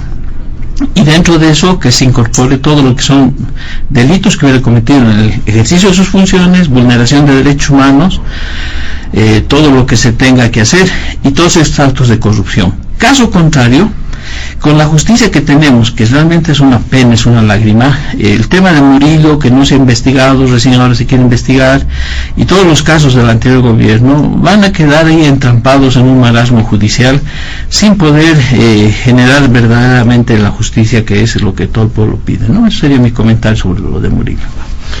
Muy bien, le agradecemos también a don Manuel Morales dando cuenta de este segundo punto del programa. Rápidamente nos vamos al último punto de diálogo en Panamericana, que tiene que ver con reflexiones en torno a la situación de la pandemia del COVID-19 en nuestro país. Hay varios elementos que seguramente han generado bastante preocupación y van a ser abordados por nuestros invitados este fin de semana. Por la premura del tiempo, por favor, a lo sumo entre 5 minutos por participación. Empezamos con usted, don Hugo Moldes. Sí, yo la verdad que quiero salir del shock en la que me ha dejado Manuel, porque se puede cambiar de ideas, pero no se puede perder objetividad, que no hay registrado el accionar de grupos paramilitares Sí, bueno, el CONADE solo debe de recibir denuncias contra el MAS, me imagino, ¿no? Y contra los movimientos sociales. Es una vergüenza realmente, ¿no? Bueno, a ver, estamos en un momento complicado. Sin embargo, hay que al mismo tiempo mantener la calma. Hasta el día de ayer los casos son 417.195, ¿no? Los recuperados 332.662, decesos 15.924, activos 68.509. Bueno, la letalidad que estamos en una pandemia en la que muchos señalan que finalmente se va a dar el efecto de rebaño, ¿no? La inmunidad de rebaño, en fin. El tema es cuántos mueren por cada 10, ¿no? Que es un poco la tasa con la que se mide en el mundo. En la primera ola llegamos al 6.2, en la segunda al 2.6, y en la tercera hora de estar por el 2.4 hemos subido al 2.5, ¿no? De todas maneras no deja de ser preocupante, pero a la vez estamos bastante distanciados de lo que fue la primera ola, que coincidió, ¿no es cierto?, con el gobierno de las señoras, donde no hicieron corrupción con respiradores, no había pruebas gratuitas de antígenos nasales, mucho menos PCRs que hoy existen, ¿no? Quizás no en la cantidad suficiente, pero hoy la gente dispone de esto. Y el tema de la vacunación, en un contexto también complicado. La propia OMC, Naciones Unidas, han llamado la atención, han cuestionado muy duramente el hecho que 10 países se lleven más vacunas de las que realmente necesitan, ¿no? Cerca del 80%, dejando el 20% para los demás. Por eso yo entiendo como legítima la preocupación de los empresarios y a veces incluso los gobiernos subnacionales, pero el tema no es plata. Es decir, hoy, ¿no es cierto?, no hay disponibilidad, no hay acceso a las vacunas, cualquiera que ésta sea, en las cantidades que se quisiera. Pero ¿no? Entonces hay un tema de distribución inequitativa, de una geopolítica de las vacunas que evidentemente reproduce las condiciones desiguales en las que estamos en el mundo, ¿no? Y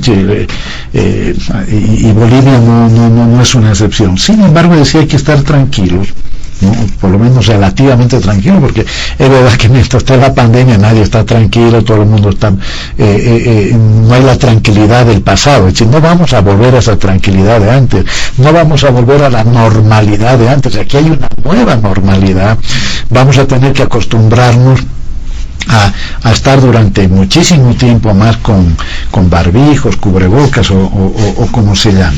Pero yo quería señalar que, por ejemplo, en las vacunas hay un problema, y es que la gente no termina de acudir masivamente, y creo que eso sí que me imagino que desde esta tribuna deberíamos pedir a la gente que acceda. Es decir, ¿cómo tenemos?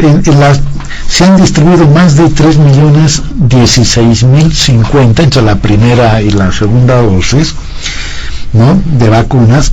Solo se han aplicado 2.181.452, porcentaje que ha subido desde el momento que el Ministerio de Salud ha intervenido.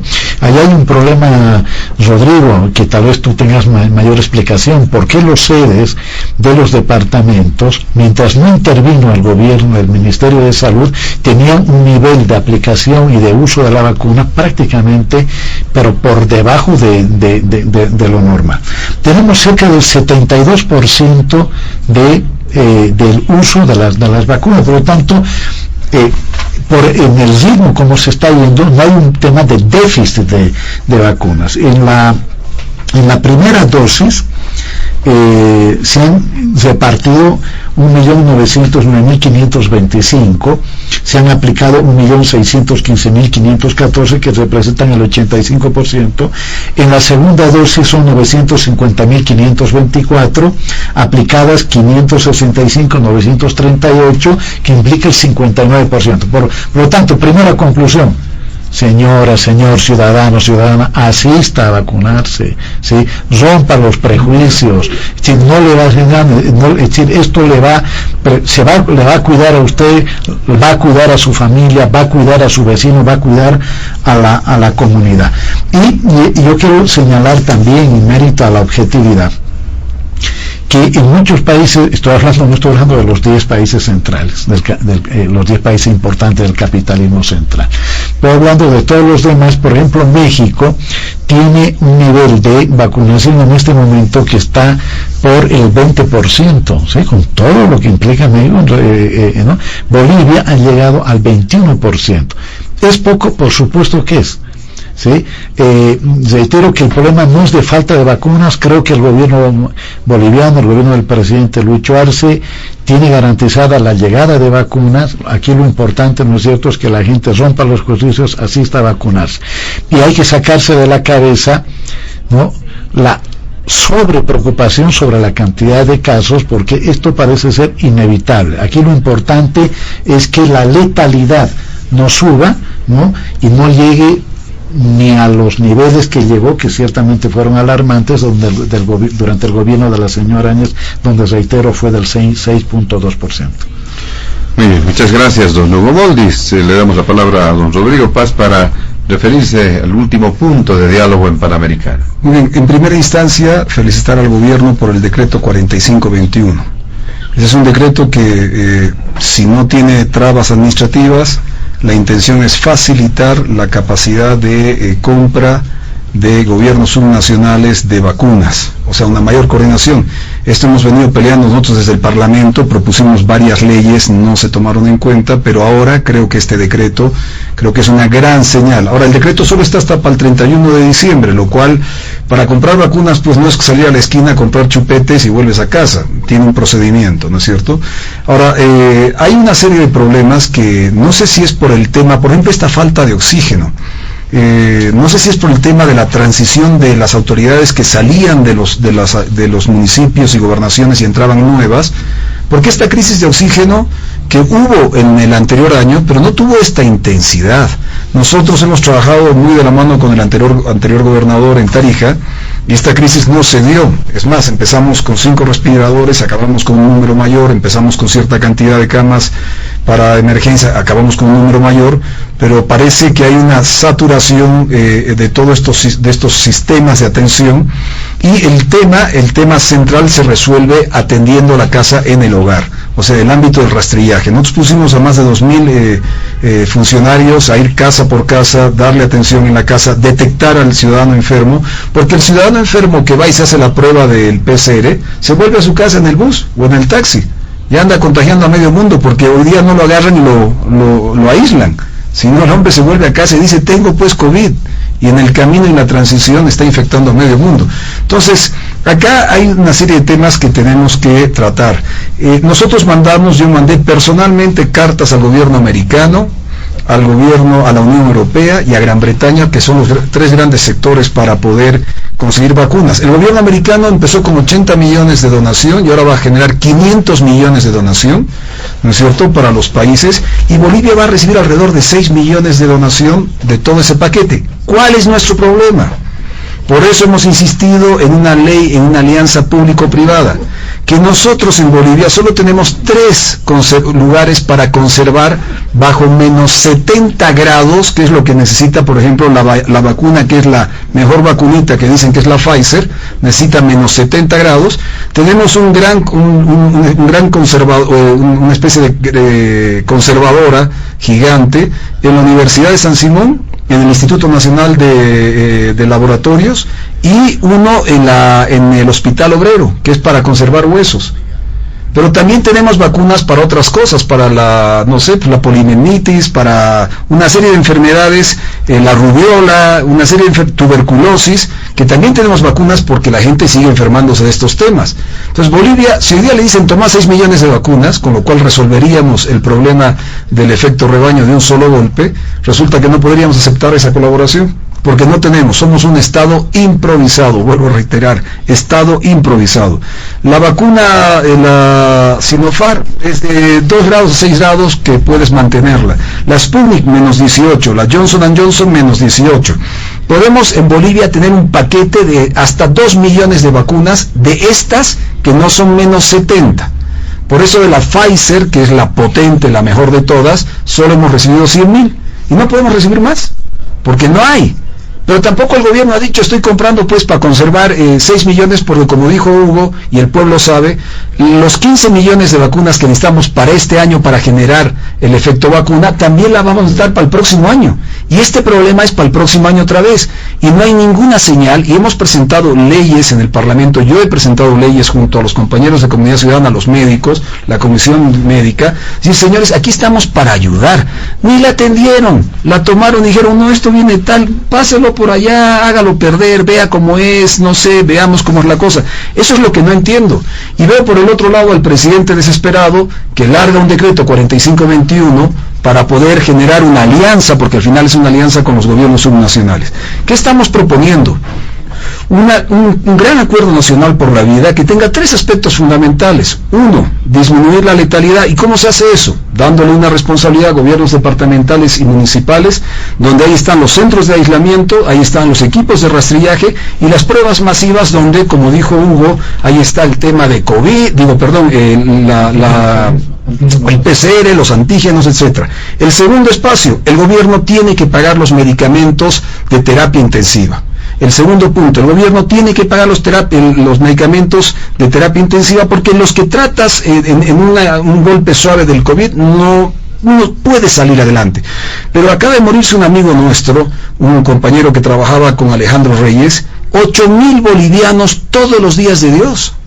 10 días se murió 80.000 bolivianos para la familia. Han tenido que vender movilidades, parte de las cosas de la casa, y la madre se quedó con 33.000 bolivianos de deuda. Entonces, este es un punto fundamental para ayudar a la gente que tiene ya un COVID, que está en terapia intensiva. Y tercero, evidentemente, lo que habíamos hablado, el ámbito de las vacunas, que tiene que ser una responsabilidad en los 3 niveles y para todos. Así el Evo no hubiera tenido problemas con la Evaliz, ni tampoco la novia del Camacho. O sea, si hubiera sido para todos 18 años para arriba, ahorita no estaríamos hablando, oiga, qué barbaridad lo de la hija del Evo, o la novia del Camacho. No, para todos. Porque este es un problema que está transversal en todos los niveles. Cierro rapidito porque hemos hecho una propuesta. Hoy día hay 3.000 médicos sin salario pagado 5 meses. Son los de la primera línea. Y el médico que no recibe salario, pues tiene que prestarse platita de la caserita de la esquina. Pero llega un momento dado que la caserita de la esquina le dice, ya doctor, ya no le puedo prestar más. Si usted pues tiene plata, tiene auto, esto y lo otro, compañera caserita, préstame, ya me van a pagar. Entonces se va descomponiendo la relación con tu tropa, con tus oficiales, con tus coroneles, generales, y no hablo de las Fuerzas Armadas ni la policía, que te están resolviendo los problemas. Último, no seas malito. ¿Saben qué es esto? En la Segunda Guerra Mundial, y este es un ejemplo muy práctico, en la Segunda Guerra Mundial sonaban las sirenas, la gente salía corriendo, se metía en los búnkers, se metía en los espacios antiaéreos. Cuando salían, no tenían casa, no tenían fábricas. Esto es similar al COVID. Viene el COVID, no te vacunas, tienes que vacunarte, pero no te vacunas, y al día siguiente te das cuenta que tu papá, tu pariente, tu familiar no está, la empresa donde trabajabas ha cerrado porque la crisis económica se agudiza. Es como una guerra, es lo mismo, solo que pierdes el empleo, pierdes familiares, lo mismo que una guerra. En vez de perder tu casa o infraestructuras, pierdes tu vecino, pierdes la economía. Entonces esto es muy importante, y esto sí que es fundamental, que el gobierno liderice, ahí está el presidente Arce, que genere una gran alianza nacional, un gran acuerdo nacional por la vida. Muy bien, gracias. Don Manuel Morales, por favor, brevemente, para finalizar. Lo más breve que pueda. Y el tema del COVID, estamos en la tercera ola. Empieza en marzo del 2019, inmediatamente la señora Áñez decreta una cuarentena rígida que dura hasta el 7 de mayo. o sea, ni 2 meses en cuarentena rígida, y luego se ha hecho una apertura. El 31 de julio de 2019, el gobierno de la señora Yanine, de manera desafortunada, clausura el año escolar. Inmediatamente la Defensoría del Pueblo hace una acción en la Sala Constitucional y se anula la resolución ministerial que declaraba la clausura del año escolar. ¿Quién defiende el derecho a la educación? ¿No? Se supone que el actual gobierno debería haber dado ya una educación virtual, acorde al COVID. No ha pasado absolutamente nada, sigue la improvisación. Luego, ¿qué es lo que viene? Ha habido un bloqueo en agosto del 2020, organizada por la Central Obrera Boliviana, ¿no? Se ha llamado el bloqueo del COVID o del oxígeno. Han muerto entre 30 y 60 personas, el doble de lo de Sencati y Sacaba. Hasta el día de hoy la justicia no ha abierto causa por las muertes del bloqueo de oxígeno. Queda para pedir que se adelanten las elecciones, que sean en septiembre y que no sean el 18 de octubre como se realizó posteriormente. No hubo la posibilidad de que la COP pudiera adelantar las fechas y en plena pandemia nos han tirado un bloqueo criminal, y por lo que se decía, ¿no?, por ese decreto supremo de amnistía e indulto, estos caballeritos de la Central Obrera Boliviana no pueden ser juzgados por las muertes que han ocasionado. Este es el MAS, por eso hablamos de la letalidad del MAS. Luego el señor Luis Arce asume el 8 de noviembre y le está tocando 2 picos de pandemia, ¿no? Y antes de que finalice el año 2020, saca 2 decretos, el 4422 y el 4428, donde establece que las compras van a ser directas, vulnerando preceptos constitucionales, ¿no?, con acuerdos confidenciales, y donde se prohíbe que los gobiernos subnacionales puedan adquirir las vacunas. Ahora el gobierno está dando un paso atrás. Luego, en enero-febrero del 2021, saca la ley de emergencia sanitaria, que no la aplicaba hasta ahora por la movilización ciudadana y la movilización de los médicos. Va a tener que abrogar en la práctica. Ese es el tema que estamos viviendo con el COVID. Un gobierno que es incapaz de administrar la pandemia, con una cantidad muy grande de muertos. Y para finalizar, lo de la letalidad también se calcula entre las personas contagiadas y el número de decesos. A nivel mundial la letalidad es del 2.8. En Bolivia estamos en el 4.5. Entonces todo es relativo cuando se habla de estadísticas, y nosotros pensamos que este gobierno está cumpliendo una labor nefasta con el tema de la improvisación, el tema de las vacunas. De acuerdo a los datos, en 5 años vamos a vacunar al 100% de la población, lo que es verdaderamente atroz. Muy bien, le agradecemos a don Manuel Morales sobre este tema. De esta forma, amigos, llegamos al final de Diálogo en Panamericana de este fin de semana. Nuestros agradecimientos reiterados a don Hugo Moldis como analista y ex ministro de Gobierno, a don Rodrigo Paz como senador de Comunidad Ciudadana y a don Manuel Morales como representante del CONADE. A nombre de la dirección de Panamericana, la planta ejecutiva y de quien les habla José Luis Flores, el compromiso de que el programa retorna el siguiente fin de semana. Permiso. Diálogo en Panamericana.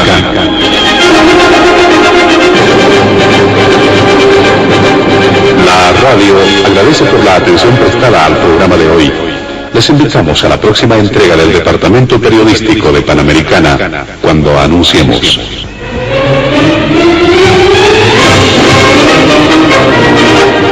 Diálogo en Panamericana.